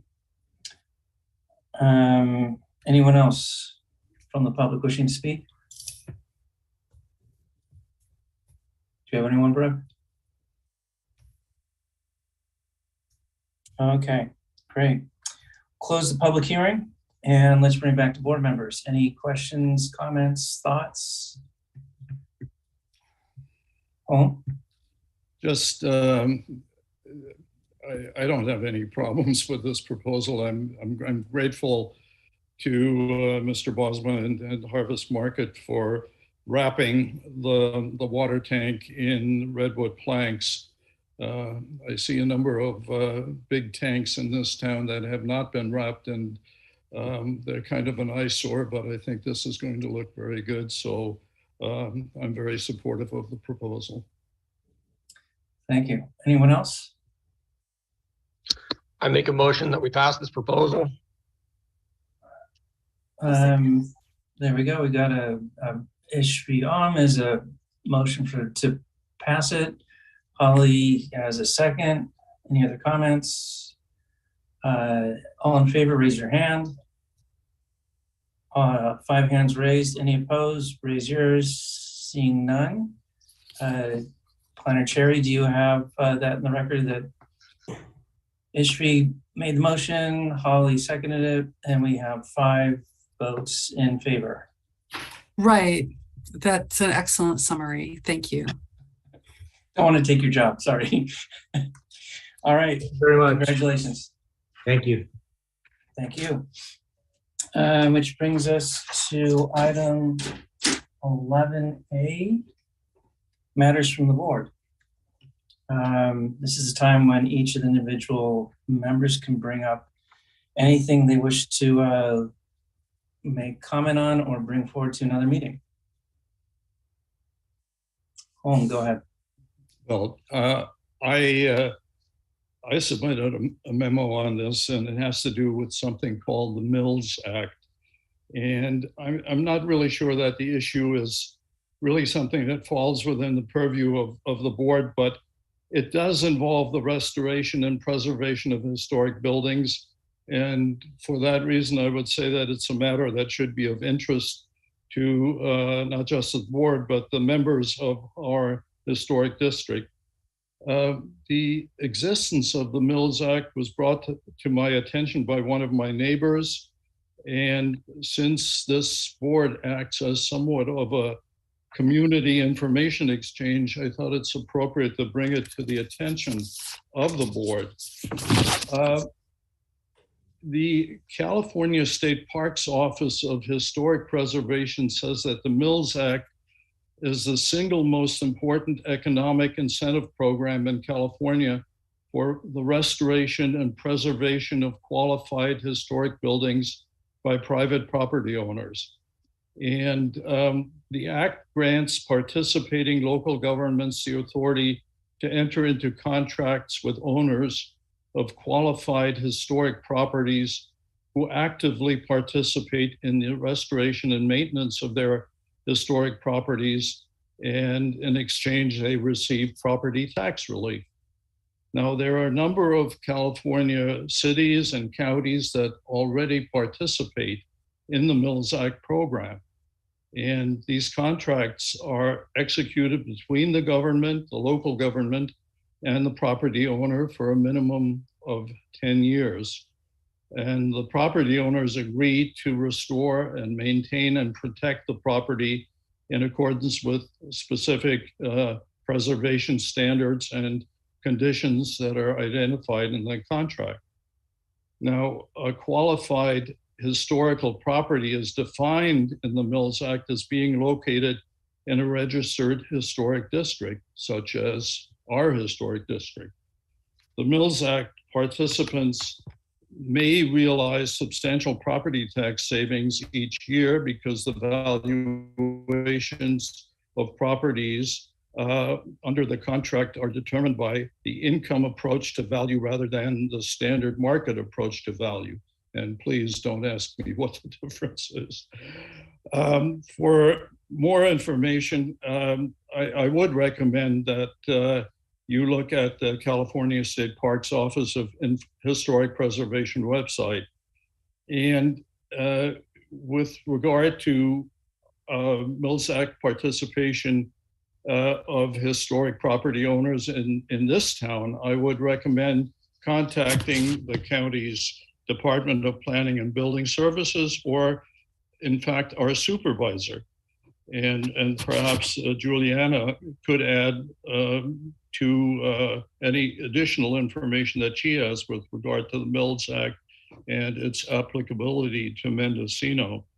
I would note that in email exchanges, Supervisor Williams has expressed support for Mills Act participation in principle, but he did voice that the county is low on revenue already, so that's going to be a concern for him.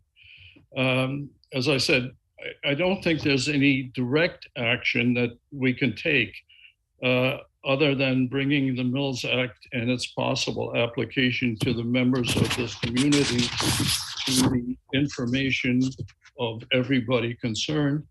And perhaps we could express the board's support for Mendocino County's participation in the Mills Act. Thank you. That's quite important. My apologies. This was a agenda item specifically around the Mills Act. This is not sort of generic board member stuff. Thank you for that summary. I'm not sure it's any clearer than mud, other than there could be some tax incentives here, but is there any, so this was an agendized item, is there any correspondence or telephone calls received on this item? Brooke? Okay, and are there any hands raised right now?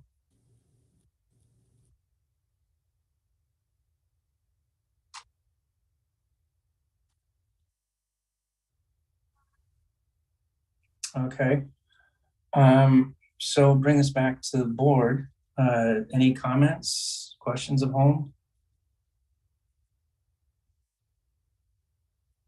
Sounds like there's some opportunity for some tax relief. I'm not quite sure how to go forward with this, because it looks like it'd be nice to be able to participate. I'm not quite sure how to proceed with this. Well, help out. You know, I was, number one, I just want to bring it to the attention of people that this exists. And we have, my neighbor and I have brought it to the attention of Supervisor Williams. And as I said, he's expressed some sympathy with the idea, although he notes that the county could lose on some tax money as a result. So I just want everybody in the community to know that this option exists. And I think it's something that the county ought to look into. And since we're a historic district, I think it could be important for the historic district. I also think that perhaps this board could indicate that, yeah, you know, we agree that the county should be looking into this possibility. I don't know how the rest of you feel. That's my view. Holly, go ahead. I have a question. So what is required to opt into it? Were you saying the supervisors have to say we want to do it, or? I think probably the Board of Supervisors would have to agree that we want to do this. But first of all, I think somebody within the county bureaucracy needs to do a study of the situation and see what the options are here, and whether this makes sense for the county of Mendocino. As I said, there are many counties in California, many cities that have this kind of a program to encourage historic preservation. I would think that we would want to encourage historic preservation. So it seems that an owner of a property has to apply somehow. Yes. The question is, how is that communicated? How is that opportunity communicated to the community? And this is obviously one way to do it. It's a one-off. If anybody's listening, et cetera, reads the minutes, then they're going to get it. I guess, sort of following on from Holly's question is, how proactive is the county, or are we going to be in putting out this information saying you can do this? Because it seems like it would take an owner to do something, but they have to know it exists first. So the question is, how does that get communicated? And I'm not sure I know the answer to that. Whether it comes in our sort of discussion or our thing we give people that says this is what you have to do for the Historic Review Board, or whether it comes out of the county. I don't know whether planning has any view on that or whatever, but I mean, it seems that's what's needed if we wanted to do it. So there has to be a mechanism for the community to find out about this, and a one-off like this is good, but it probably takes more than that. And I'm guessing that staff probably is fairly overwhelmed, and yeah, having them do time and research in ways to not pay the county money is probably not going to be a high priority. Probably not. Home, would you be willing to consider, since you're taking the lead on this, would you want to contact a couple other counties who are more involved and find out how they spread the word and how we can borrow the wheel rather than reinvent it? Well, it seems to me that if we think this is an idea that we want to support, we could express support for it at this meeting as part of our minutes, and we could even send a letter to our supervisor saying that we would like the county to look into this matter. I'm not sure that I'm in a position to contact other counties. I think this is something that should be done at the county level. I don't, Juliana, do you have any thoughts on this? Thank you.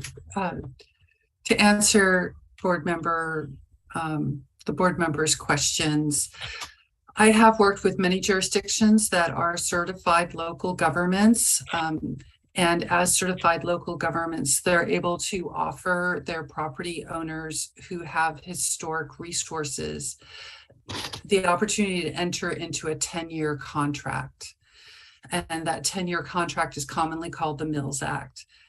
In exchange for the cost of repairs that the property under contract agrees to do to maintain their historic resource, the county or the city accepts a reduction in property tax. So the benefit is that the historic resources are maintained.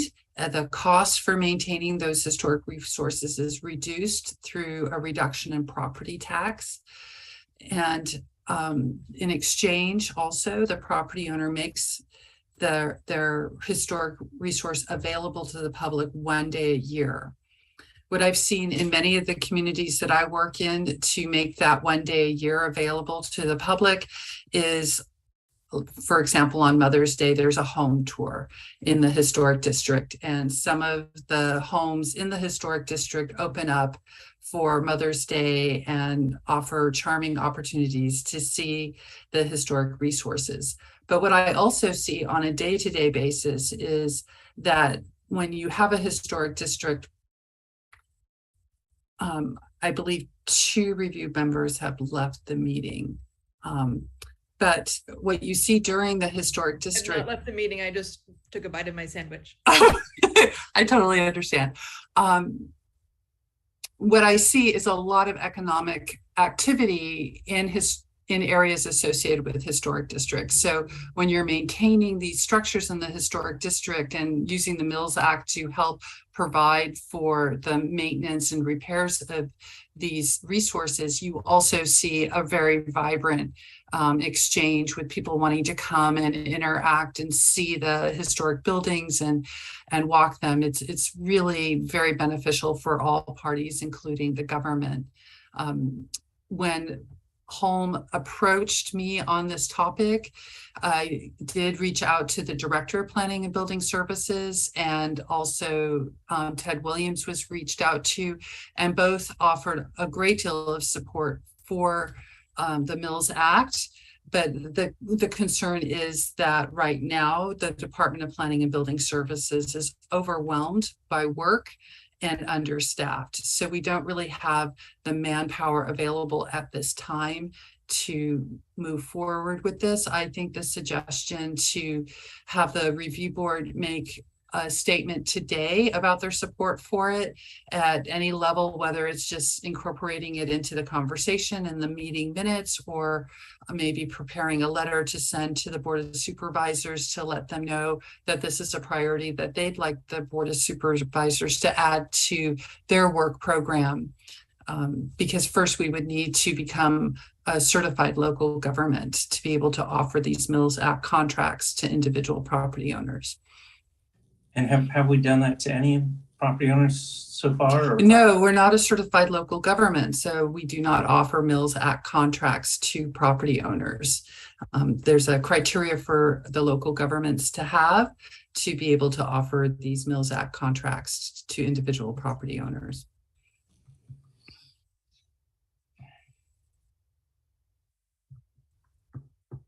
I see the benefit completely, and I see the hurdles that are also in front of us. You know, it would benefit not just the historic district of Mendocino, but there are historic resources in Potter Valley. There are historic resources in Westport. The county has older structures that are not necessarily maintained, and having this Mills Act program in place would allow property owners alternative ways of being able to maintain these resources beyond just those in the historic district. It's a wonderful program and a real opportunity for those governments that participate. So is there somewhere where it's defined what a local agency has to do to conform? Right, that's through the Office of Historic Preservation. There's a website that explains the various avenues. When I did the research, I did some research when Home had contacted me, and I noted that most of the coastal counties, not all of them, but a majority of the coastal counties and cities do participate in having this Mills Act program available to their property owners.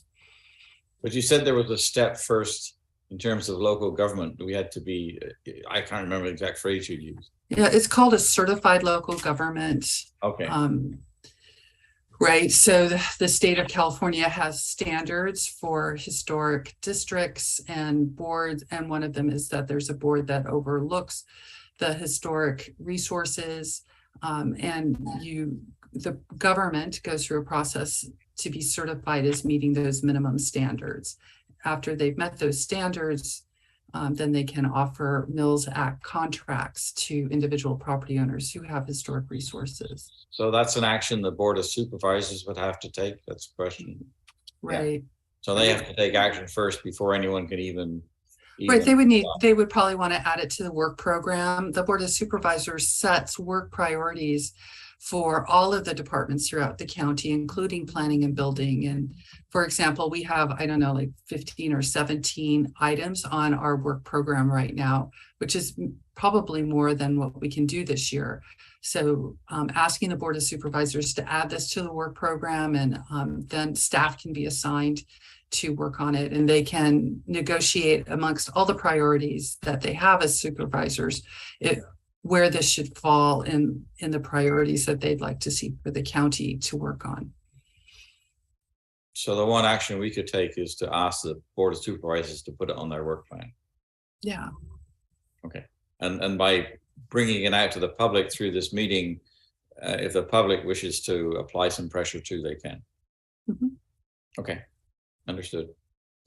Okay. So it sounds like there's an interest in having the county participate in the Mills Act, and that we want to encourage the county to add this to their work program. Is that correct?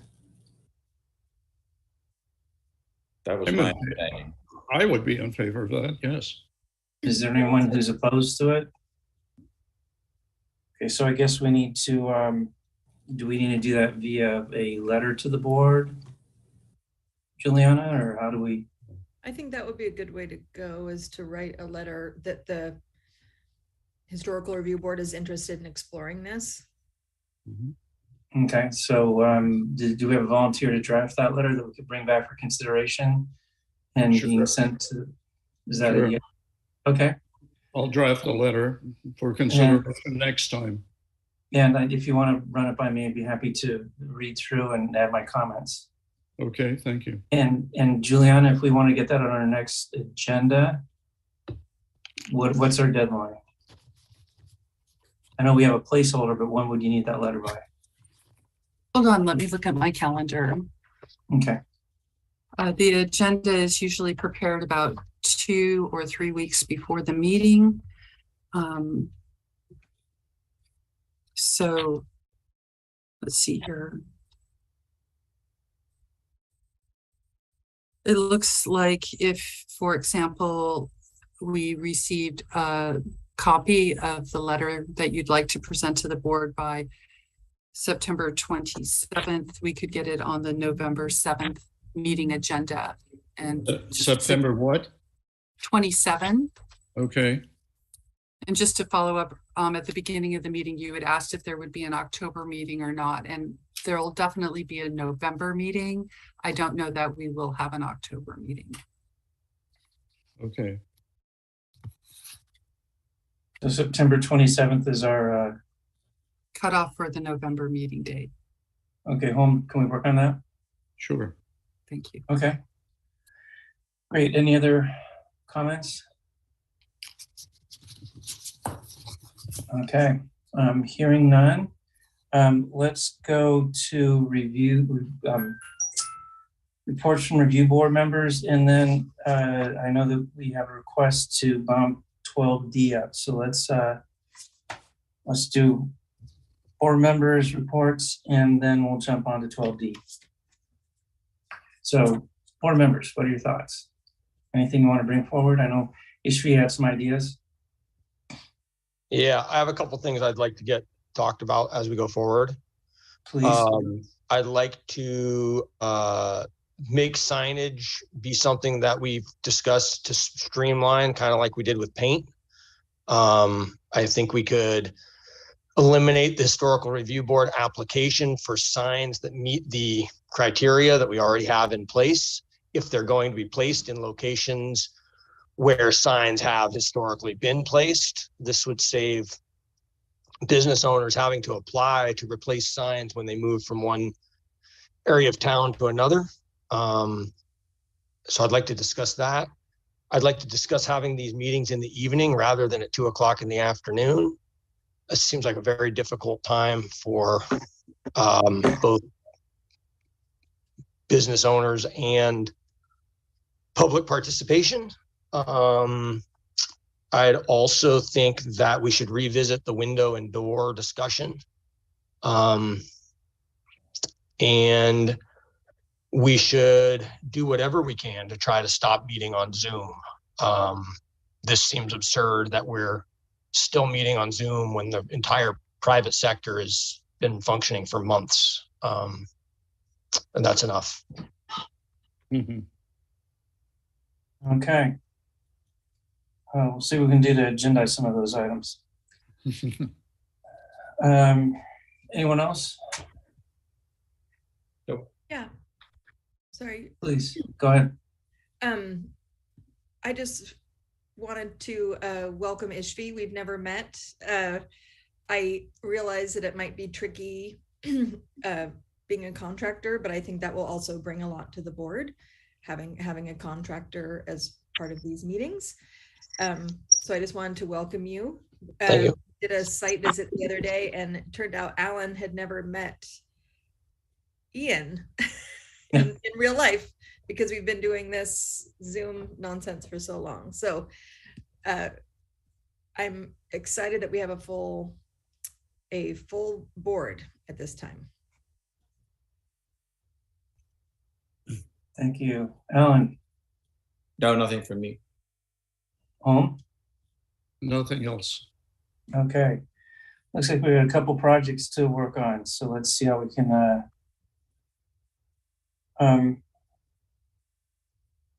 Juliana, how would we go to agendize some of these things? Thank you.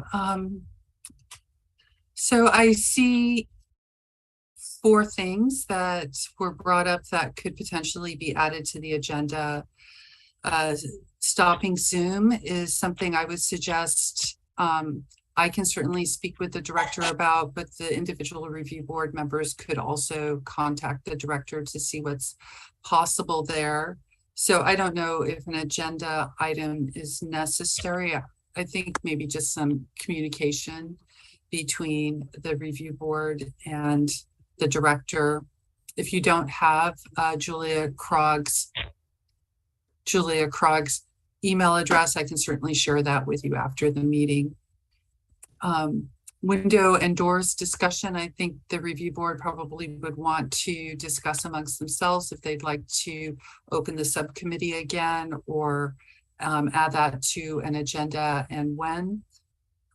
Evening meetings is really when we had shut down, I know it's been some time, we polled the board and the board decided 2 p.m. was the preferred time to meet, but the character of the board has changed. We've, I think, lost 2 members and gained 2 members during COVID.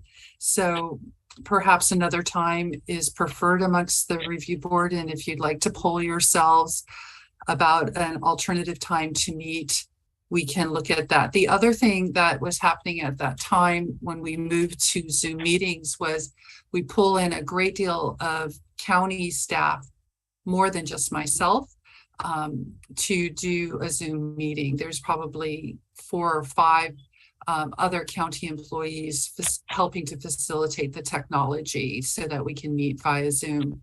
So meeting during business hours means the county doesn't incur as much overtime. And it also means that the staff members are assured that they can get at home after 5 and do their commitments with their family after 5. Let me pause and grab a second. I believe that, because we looked into this at one point, the code says that we shall meet at 7 o'clock under normal circumstances. Mm-hmm. So I think one of the issues is, when are we going to return to normal? Yeah, and if we do return to normal, then we're going to. Right, a regular meeting. We're stuck with the 7 o'clock unless we change the code. Right, the bylaws state that the regular meetings are at 7 p.m. on the first Monday of the month. So to change a regular meeting from 7 p.m. on the first Monday of the month, the bylaws would need to be amended. And that would be through the Board of Soups. You're right, right. You can certainly make a recommendation on how to change the bylaws, but the Board of Supervisors are the ones, I believe, who ratify them. Because they're the ones who established the board in the first place. So evening meetings are definitely possible when we return to our regular schedule, but during the special meetings that we're having under the public health order, if the review board wanted to poll about different times on preferably the first Monday of the month that we meet, that would be fine. I just ask that there be some consideration to staff, and there are a number of staff who normally get off at 5 p.m. And then signage and streamlining applications. I definitely like some of the things that I heard the review board express regarding that. Perhaps we should set up a small work group to talk about that, and we could perhaps rope in, say, the director or another senior staff member for that small work group. Typically, a work group is 2 people. If we have more than 2, we would need to publicly notice the meeting. When you say 2 people, you mean 2 board members, so we 2 don't board members, right? Yeah, and in some instances, it's actually 2 public officials. So say it's 2 board members and Ted Williams, we would still need to publicly notice the meeting because he's also part of the representative body. So you have the option of maybe putting it on the agenda and talking about it amongst all 5, or creating a small work group of 2 or fewer review board members and staff. We could work on some items and then bring it back to the review board. It's really what direction would the board like to give staff? And Ishvi, since this is your item, why don't you? I have a question. Can we, if I heard everybody on the board earlier express that they were tired of Zoom, and rather than contacting the director individually, I would like to direct staff, if we can, to go ahead and let the county know that the members of the Historical Review Board are tired of meeting on Zoom, and we'd like to return to public meetings. That way we're not individually trying to get the attention of the director. Along those lines, if we do that and we return to normal, that will then change the time of day that we meet to when I think is actually a much better time for public input. And since this is a public body, I think 7 o'clock meetings work well for the town of Mendocino. If we can do all of that, then we won't incur county overtime for the county, because we'd go back to what we've been doing for a number of years. And then lastly, for the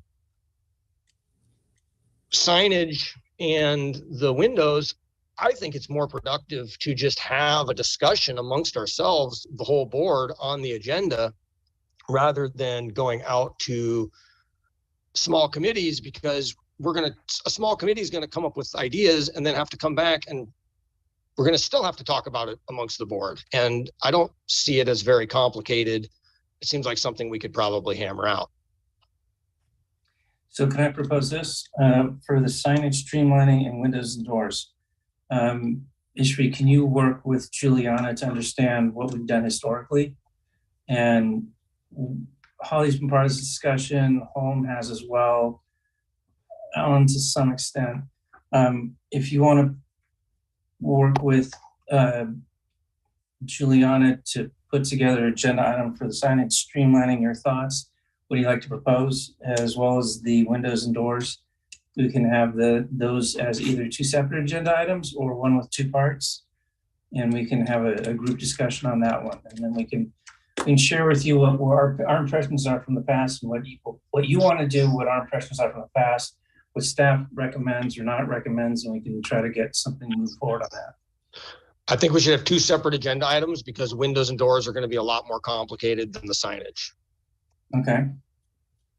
Juliana, can we, for our next board meeting, can we have under matters from the board, 1 item on signage streamlining, 1 on windows and doors? Certainly. And if you and Ishvi if he can give you his thoughts, because I know that we've already gone through ours, so maybe we can get some new insights from him. All right, I can do that. Okay. Does that cover it?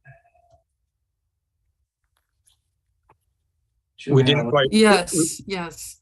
Did you say that the item on the tinted windows was being bumped? And I have 2 solar items. Are those still yet to come? Yes. We've had requests both from staff and applicants to consider the solar items next. So what I didn't hear. Alan, you just muted yourself. Yeah, I know. What I didn't hear was a response to Ishti's requests that there's a sort of 1 letter sent from staff to the Board of Supervisors for us terminating Zoom meetings. I didn't hear that we were actually going to do that. We're still at the wheel right individual letters. Alan, what are your thoughts on that? I kind of agree with Ishti. I think just it could come from all of us if somebody drafts it. I mean, rather than 1 at a time, it's dribs and drabs. So I'm more for a mini petition, if you like, if that's what you want to call it. Do you want to bring forth the letter for our next board meeting? Whether I do it or Ishti does it, I don't mind. Yeah. How about the 2 of you work together on something? Is it required that we have a letter, or can we just direct staff now that we want to go ahead and eliminate the use of Zoom? Staff has the ability to contact the Board of Supervisors. I mean, I don't know. It doesn't seem like something we need to draft a letter and take 2 months to tell them what we want. I'm not sure that the Board of Supervisors can even do this. Can they, Juliana? I mean, isn't this a decision that was taken in Sacramento that we're still in an emergency situation? I think the issue is that the health officer determines what the state of concern is. And I think the board follows the health officer recommendation. Since we had a relatively new health officer, Dr. Korn's more inclined to follow the state. So maybe, and I don't think staff can really plead to the Board of Supes on our behalf. Unfortunately, it's not really that's not their role. It is complicated. Literally, I'm sorry. It's not cut and dry. Look, I don't want to get so bureaucratic here. I agree with Ishvi. If we're voicing our view, I think we're unanimous on this, that we'd like to get rid of the Zoom meetings and return to the 7 o'clock Monday, once a month meetings for this organization. Now, I think we can express that in the minutes of this meeting, and that can be communicated to Julia Krogh. And perhaps at our next meeting, Julia can be there when we take up the minutes of the meeting, and we can have a discussion with her about the question. I would add that the meeting minutes, I believe, I'm fairly confident, not only is the agenda, but the meeting minutes are distributed to all of the Board of Supervisors. They like to know what's going on in their community. So is there anyone opposed to getting off of Zoom and going back to real life interaction? No. Okay. So in the minutes, Juliana, can you reflect that it is the board's desire unanimously to urge the Board of Supervisors to go back to in-person meetings for MHRB? Is that good? Okay, and if you want to, on your own, selectively lobby the supervisors, please go ahead and do so. All right. Are we done with reports from review board members? Okay. So what is the order? I'm kind of lost here. I know there's a request for. If I may make a suggestion, if we're moving Yes. to matters from staff. Yes. I would like to ask that we first do item 12D, which is one of the solar conferences. If that is okay with you, I'd like to introduce to the review board Stephen Kleinman. He is a new planner with the Fort Bragg office, and I'm sure it's delighted to present to the review board what the Perlas would like to do on their carriage house. And here's Stephen. Yes, please proceed. So we're on 12D, which is application 2022-0467, right? Okay. Proceed. Good afternoon. I'm Steve Kleinman, planner with the Fort Bragg office, Mendocino.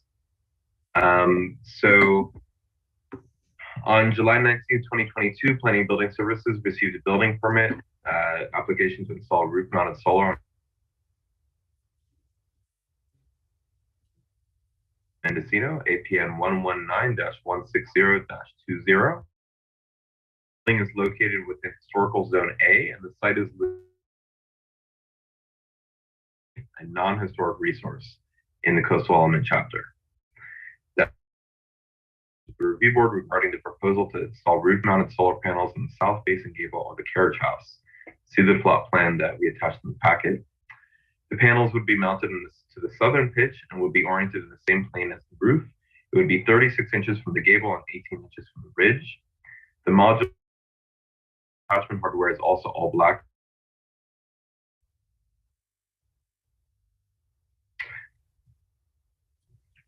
Thank you. And Jason Lord from Mendocino is not sure, but he should be on the Zoom list. Is Jason present? Thank you, Steve.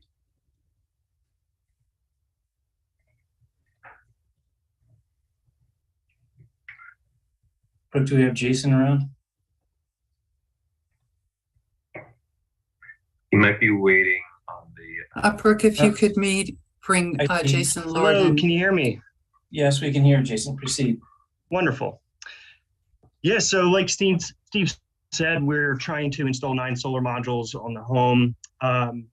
We wanted to keep with the all black aesthetic that we've used in other systems in the community. And we're also mindful of the public space and the view sheds, and we think it'll be very minimal. And it'll also look good. I mean, I think solar modules have really improved their look. So yeah, that's it. Thank you. All right. Do we have any correspondence or telephone calls related to this item? Thank you. Go ahead. Yes, please. I have a hand raised. I believe that's Debbie Lennox. Yes, I'm sorry. I just meant, could you also put me forward in the agenda for the next solar, no, wrong solar one. Sorry, you guys. I'm fine with the solar. Okay. Okay, thank you. Anyone else from the listening audience wishing to speak? Any raised hands?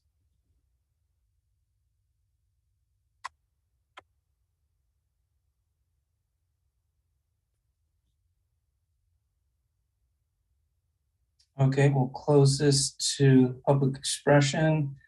If I remember correctly, we are advising, but we don't have an actual ability to approve or deny this application. Is that correct, staff?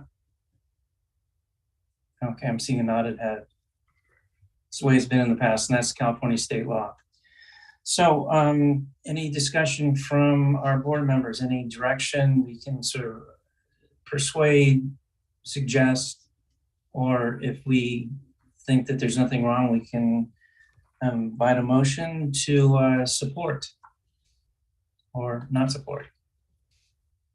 I would just add that this is on a second story, so it's really not going to be very visible, certainly from the street level on the south side. I don't believe there's not many buildings on the north side that would be high enough to see it, but yeah, I'm in support of this moving forward. Thank you. Any other board members? Comments? Alan?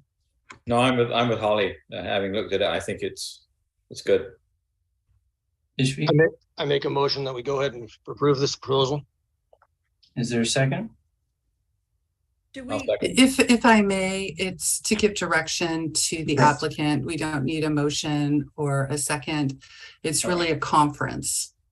Okay, so we do have an invited motion from the board, but do we have anyone wishing to, let's see, is there any comments to and make any modifications or suggestions other than what has been put forward? Nope. Hearing none, we have no disapprovals, and we thank the applicant for their application and support them. Are we good, Juliana? Thank you. Okay. Go ahead. If I may, the next matter from staff today, there are two.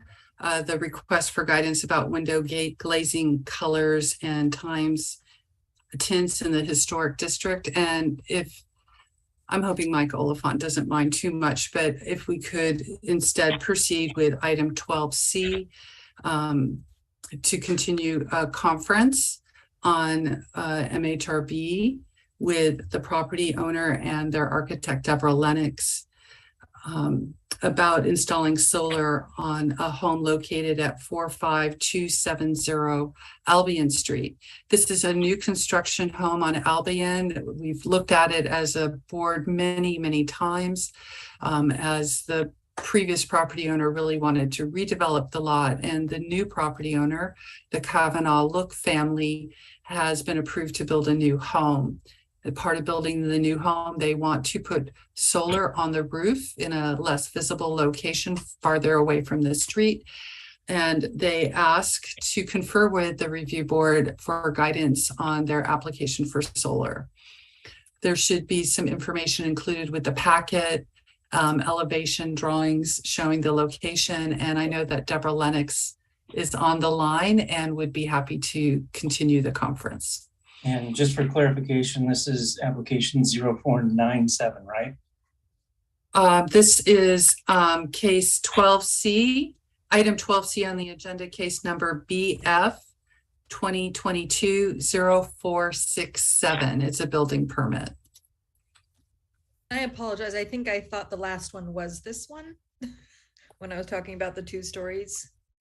Oh, you're right. I was trying to figure out the 2 stories because the Perla's home facing the street is 2 stories, but the project that Stephen Kleinman presented is on a single-story carriage house behind the 2-story Perla home.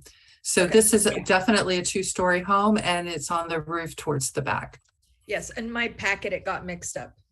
So are we doing the one on Little Lake or the one on Albion Street? The one on Albion.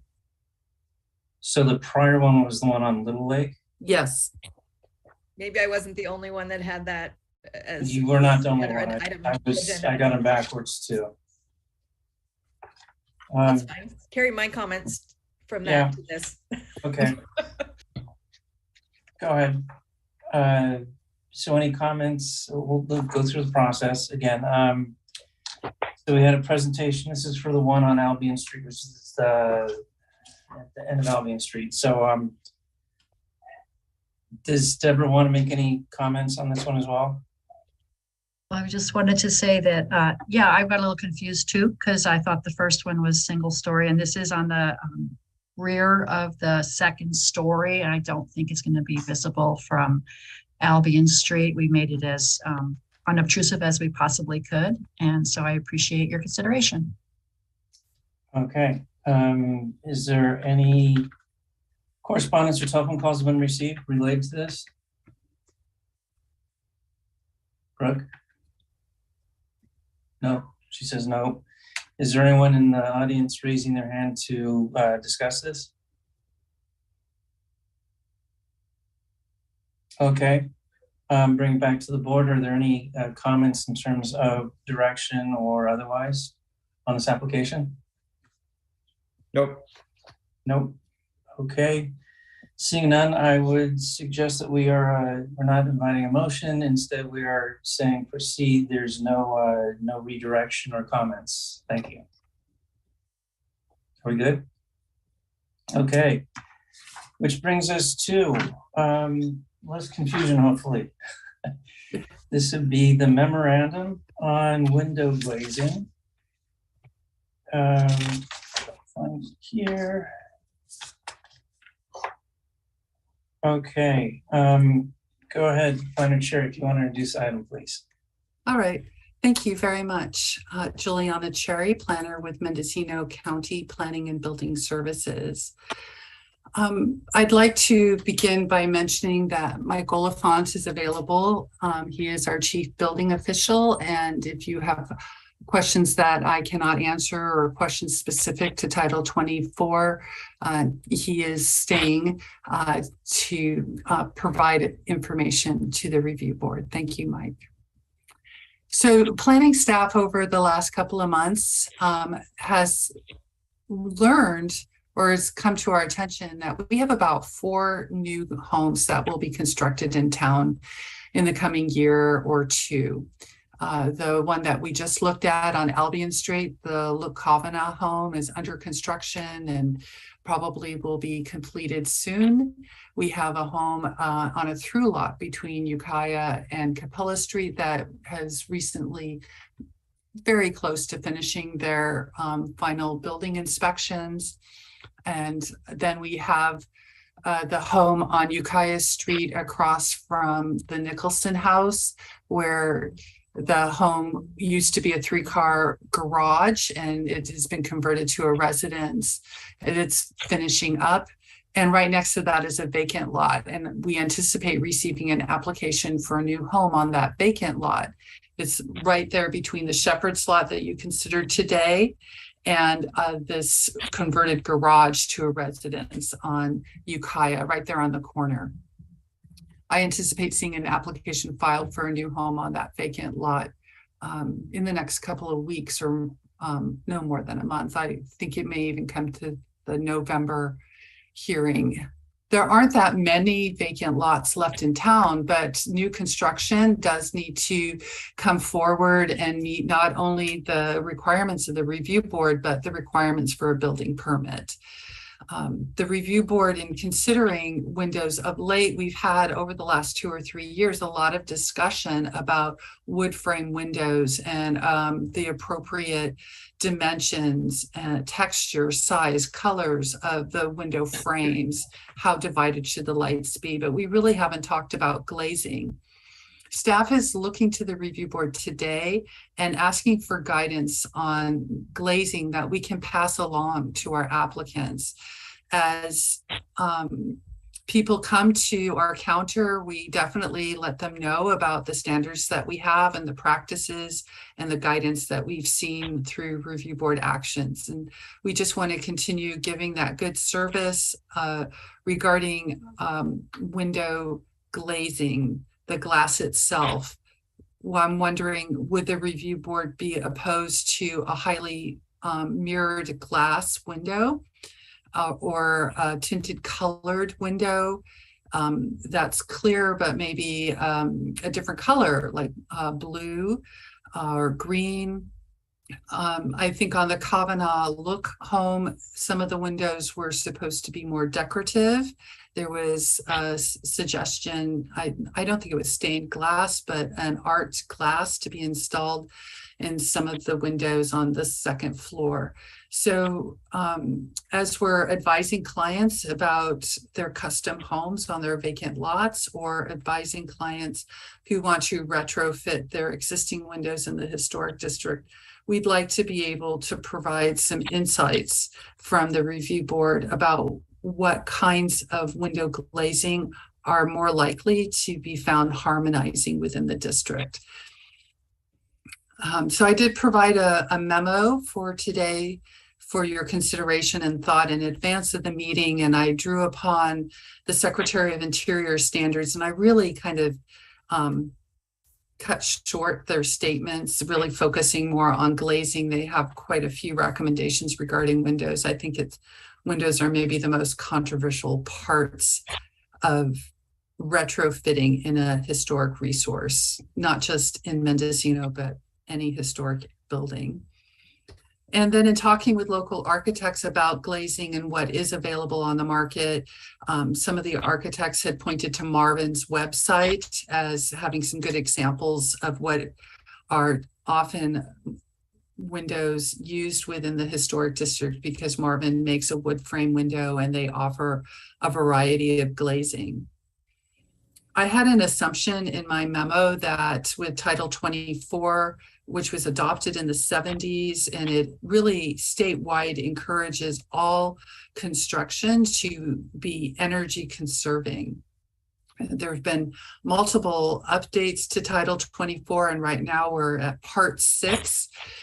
These requirements to meet energy conservation calcs, Mike can probably explain it much better than I can, but the contractor and the architect, the builder, they look overall at the entire structure to meet energy conservation goals.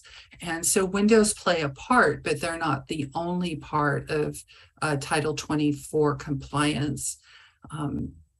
Other parts might include insulation, reducing drafts, the type of heating, but Mike can really explain that better than I can. The reason I mention this is I really felt that the push in Title 24, the manufacturers of windows are looking to make Title 24 energy efficient windows. And as time passes, my assumption was that clear glass might not be as available to property owners as it is, say, today. But in talking with Mike Oliphant last Friday and today, my impression is that clear glass will continue to be available because in our climate, that solar gain is very desirable. Often people tint their glass or create a reflective glass in areas where it's hotter and they want to push that heat, that sunlight that heats the interior of the house. They want to reflect it back out rather than gain the solar heat from the sun inside. Of course, here we want to be warm on the inside. So we have south-facing windows that draw the light in and warm our homes.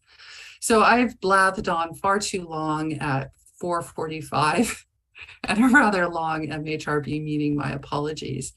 But I really do want to hear from the review board about what colors or tints or types of glass we can advise our clients would be found to be harmonizing in the district and not disrupt the current architecture within adjacent historic resources. Thank you. So before we open this up, I want to ask a question of staff, and this is my theorizing. I think we need to break this into two different pieces. One, new construction, and two, renovation. The new construction, and this is where I'm hoping Mike can help out, you got to go through a full Title 24 calculation. And I'm not sure whether it's locally geographically based, i.e. do they differentiate between the coast of Mendocino versus inland? But I think the calcs for Title 24 and new construction, you've got to meet certain standards according to this California regulation. Whereas we're talking about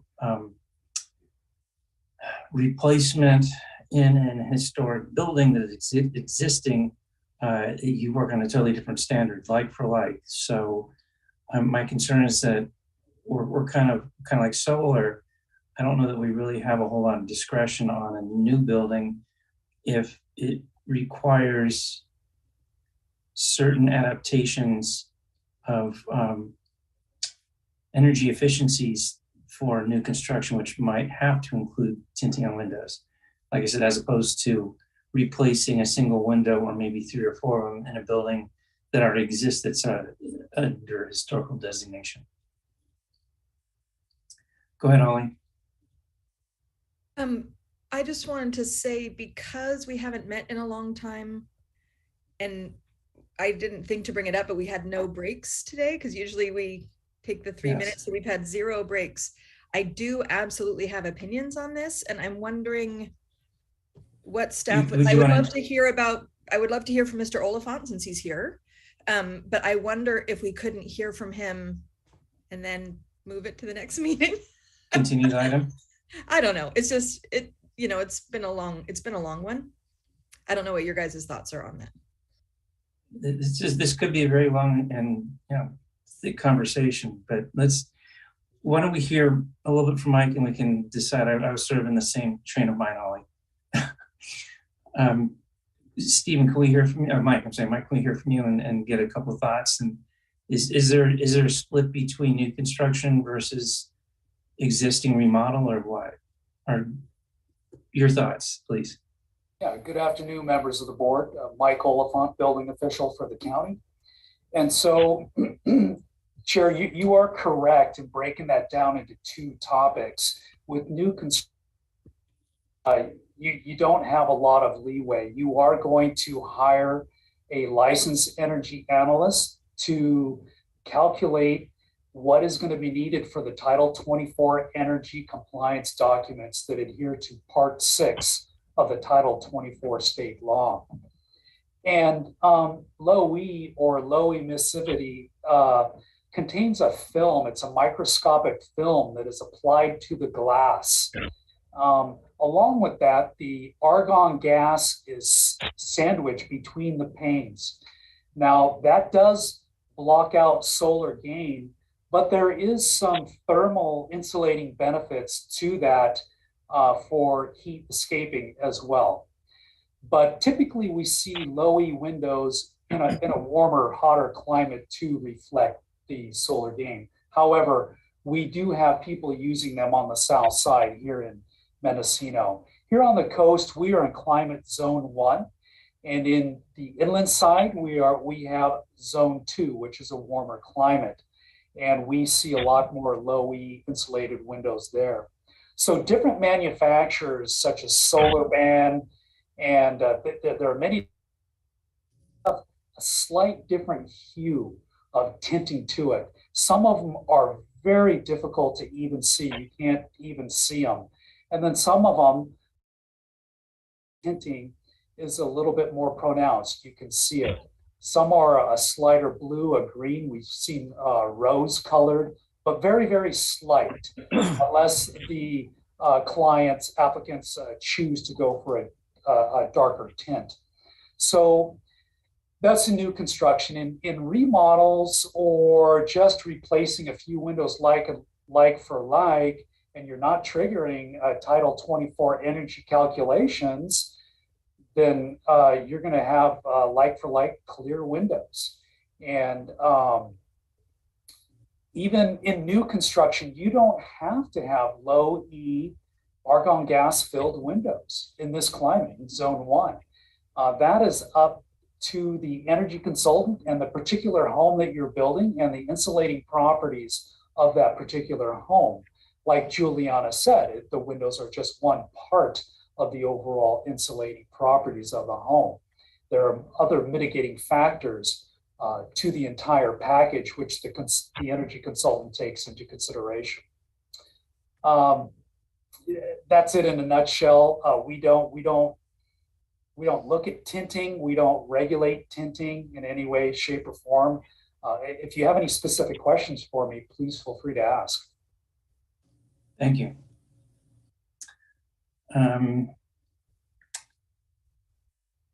Okay. I do have a quick question. Yes, go ahead. One of the things that Juliana mentioned was like highly reflective mirror windows. I would think that that would be an inappropriate usage for historical area. Would we have any leeway for something like that? You know, that's not regulated through the California Building Code, Residential Code, or Part 6. So we enforce the minimum standards of California state law under Title 24.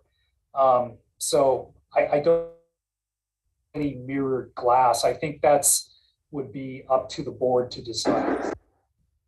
So I would like to piggyback on Mike's comments and say that the review board does have say and reviews applications regarding size, form, materials, textures, and colors to be in general accord with the appearance of structures built in Mendocino prior to 1900.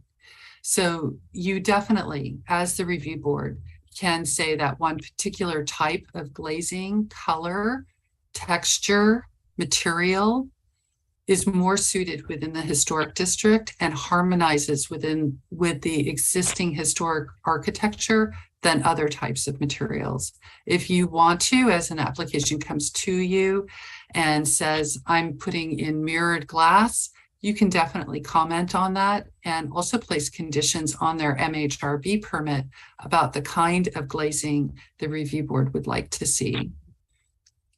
So I kind of have a feeling that everyone, I'm speaking without, I haven't violated anything. I'm just making the assumption that people on the review board want to keep it as is, and that no one's really interested in tinting. And the question to staff would be, if we stipulated that it's clear glass in any construction, either replacement or new, and that's for staff's ease, if it's anything other than clear glass and it comes in front of the review board, would the applicant have the ability, if we said clear glass only, then could their Title 24 engineer accommodate that by increasing energy efficiencies elsewhere in the building? Would that be unreasonable? It sounds reasonable, and it sounds like that could be mitigated through the calculations of the analyst. And that would be a good question for a specific question for a licensed energy analyst. Thank you. Go ahead, Noam. Unmute you. Unmute yourself.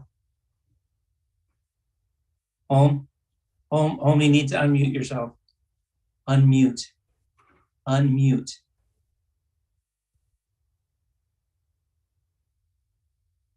Thank you. Thank you. I'm not sure that I fully comprehend the problem here. Juliana sent us a memo, and it's got the Secretary of,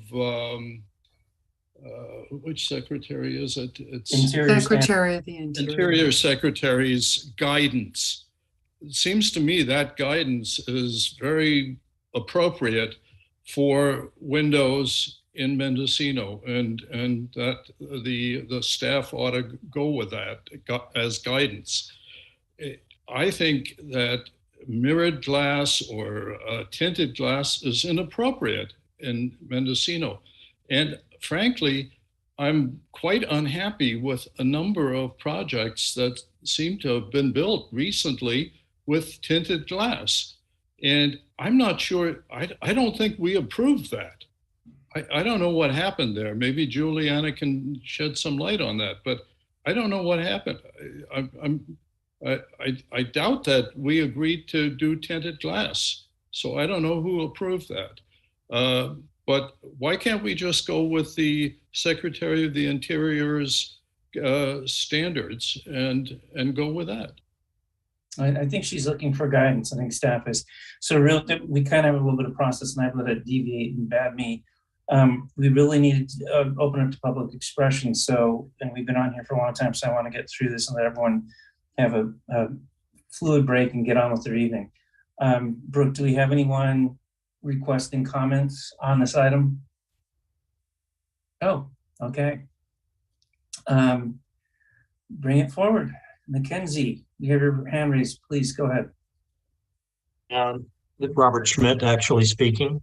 Thank you, Robert. Go ahead. In contacting, first off, the Secretary of the Interior reflects on the historic buildings or historic properties, and does not, those are specifically a section that is separate from new construction. And I contacted Title 24, not only the analyst that analyzed our property, which I think is kind of what's being talked about here, which is 45045 Capella Street.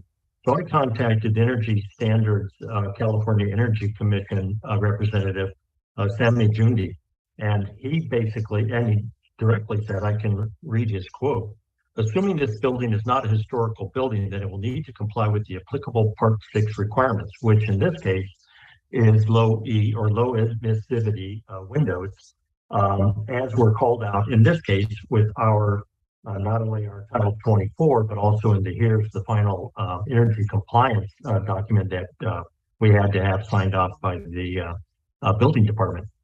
So there's different things that, yes, would it be nice if Title 24 or rather new construction, new windows could be clear? No, they can't. There's a natural slight tint, whether it's amber, bluish, greenish, because of the metal oxides that are sprayed on the windows, both inside, they're on the inside of the glass, but there's the outer side of the inside, if you will, and the part that's facing the interior. So the one that's facing out is to block or reduce solar gain. The one that's facing in is to hold solar gain, if you will, so that it doesn't drain the heat out of the home. So yes, there's two different issues. There's not a direct standard from the MHRB, but there is direct standard from Title 24. And that's my comment. Thank you. Anyone else from the public present wishing to make comment? Okay. Thank you, Brooke. Closing public expression. Let me ask a big question. Let's have a brief discussion to see if we can get to a consensus. If we can't, then let's look to continuing this item for more information and thought. So let me put it forth to the board members. Responses, thoughts. So I heard two things. I thought I heard that as long as the overall building met the requirements of energy conservation, the windows could be clear. And then I heard from the gentleman before that Title 24 actually says that the windows have to be tinted. So I think that needs to be clarified first.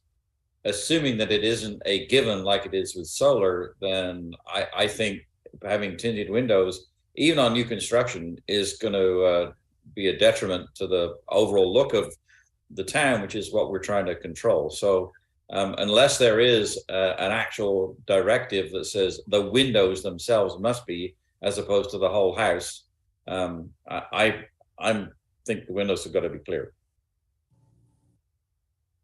Maybe the concept is, and this is where I'm sort of stuck, is that I think we all want the clear windows so that it's in harmony with the rest of our guidelines and the rest of the village. If we can, this is just an interesting tact, if we can put forth that to staff that clear windows are in our code, and if an applicant, if their Title 24 engineer can demonstrate that there's no way to get to their approval of Title 24 without, how do I say this? If tinting the windows is the only way that they can get to pass Title 24, then that's going to be something that comes in front of design review. But pushing them to do other things for insulation purposes to ensure that we have clear windows. So the exception would be if you can't do that, that to come from a MHRB and demonstrate why that is and how they can mitigate that. Because I think staff wants clarification. Where do we draw the line and how do we deal with applicants that don't have that clear window? And if it's simply not, like the speaker sounded like it was kind of a rock and a hard place, like yes, they had to do that. So it seems like and that's a preference. Could we say that there's a preference for clear windows? And to answer Holmes' question, I think we didn't know that these were, like we approved the plans. They were not, it wasn't shown as tinted windows when we approved the permit for that, I'm pretty sure. Right.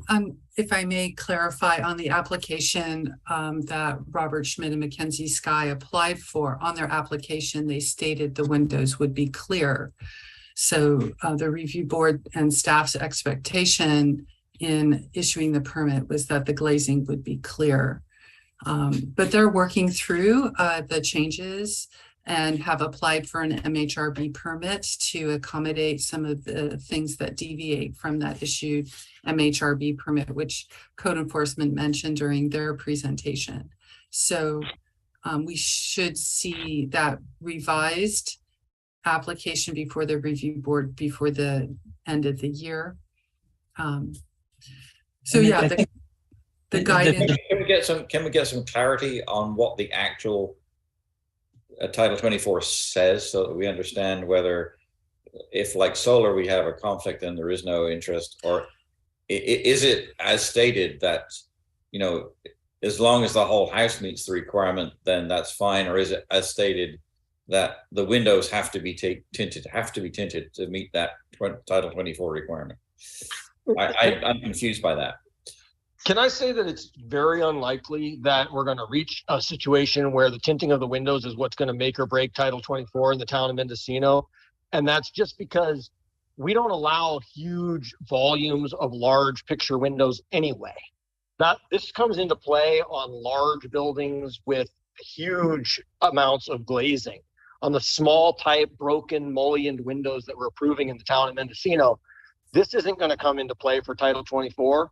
And I think that Ian hit it just right. We just say that we think clear windows is historically correct. And if they can demonstrate that there's no other way to achieve Title 24, then we'll look at options. But I don't think that's ever going to happen because of the small amount of glazing that we generally approve anyway. But that didn't really address my question, which is I heard two conflicting opinions. One of which was that whatever the total is, Title 24 says that the windows have to be tinted, and another which says that the whole house has to meet Title 24. So I need to understand that before I think I proceed. The second is correct. You can use different ways to meet the Title 24. Sometimes it's tinting windows, sometimes it's adding insulation, sometimes a better furnace, but you can mix and match the various elements to meet Title 24. I've never heard of it being dictated to you that you have to tint your windows. Okay. So the Title 24 calculation is on the whole, as the house as a whole. So you put in your artifact, you put in your how much insulation, what the wall thickness is, what the floor thickness is, all these different elements, and you come up with a plan. So the question is, I think Ishvi and I are kind of on the same page, to direct staff to say, hey, our objective is to have clear glass. And if it's not going to be clear, if it's going to be tinted or not going to look clear, then demonstrate why it has to be that way in front of MHRB. But the problem is, then we're going to be the experts on this. And that's my concern. So that, do you have an applicant that comes and is persuaded by, the engineer is persuaded by the applicant to say, well, I really kind of want this look, and come up with these calculations. So I'm concerned that we're going to be put in the chair of, if we say if it's not clear, then it goes to MHRB, how are we going to be able to figure out whether or not that's truly the case? In which case we need someone like Mike to come up and review the Title 24. And maybe the step is, we want clear. If we can't get clear, then bring forth your Title 24 and have our building official look at it.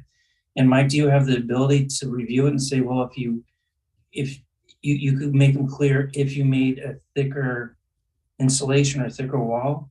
Because it'd be great to have staff look at that. And then if the answer is, yes, it can be done, then redirect them to do that. And if the answer is no, it can't, then it would come in front of MHRB, and we could then decide whether to approve or deny the application. I just don't want to be put in the chair of being the expert that says, no, you can redo your calcs and you can clear windows. No, good point. Mike? Members of the board, Mike Oliphant. I'd like to reiterate and be clear that the Title 24 energy calcs and the California Energy Commission is not saying that all windows will be tinted. Not all low E windows will be tinted. And tinting's a subjective process anyways. And like I said earlier, different manufacturers have different levels of the hues involved with the microscopic tinting of those windows. So I think we have all seen many low E argon gas filled windows that we cannot detect any tinting on them. However, there is benefit in energy analysis for the tinting process. But just to be clear, the CEC is not requiring tinting on windows. And so I think you're on the right track as far as the way you're going with requiring the low E windows. Now, what we do is we do review all Title 24 energy analysis through our plan review process to be sure that it conforms with the house that it's going with. We don't necessarily look for, I think that's more appropriate for the board to be looking at and asking, maybe for an example, or asking an applicant, does this window have any tinting or any color to it, or is it clear? I'm just kind of throwing that out there. So I'm going to go out of order, just in the expeditious need of time to move forward. What if I kind of put forward a motion as a chair that we direct staff to over-the-counter approve the applications that have clear glass in that sense, in that piece, and if an applicant through the Title 24 calculations, if they find that they need something that is not clear glass, that they come forth MHRB with an application for acceptance or denial, approval or denial. I want to really thank you for the direction today on glazing. It's really been great to hear the input from everyone. It's kind of in line with what I anticipated. And if I may, Chair Roth, this is how I see this moving forward. When people come in and talk with staff about glazing, we will, as staff, be very succinct that the review board prefers clear, untinted windows within the town of Mendocino. They're more than welcome to apply for an MHRB permit if it's required for replacing their windows or for their project that they're constructing. The review board can consider that application and approve it and place conditions on it as they feel is appropriate. They can place a condition saying that the glazing is clear, or they can not. When they come in then for their follow-up building permit based on their MHRB permit, staff will review that for compliance. And we will be careful in checking our windows, as we always are, to make sure that they're wood and what is the manufacturer that's being called out. We'll look at that if it turns out that the windows are not wood frame windows or are likely to be a strongly colored tinted glass and the review board is specified clear. We will contact the property owner and let them know that planning cannot sign off on that building permit until it conforms with the MHRB permit.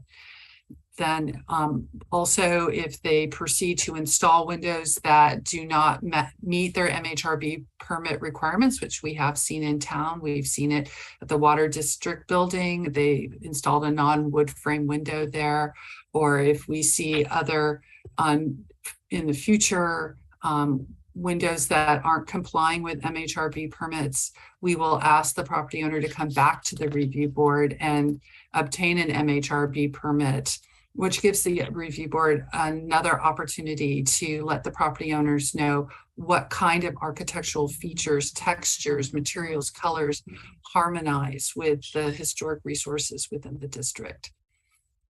I think staff has direction. Yeah.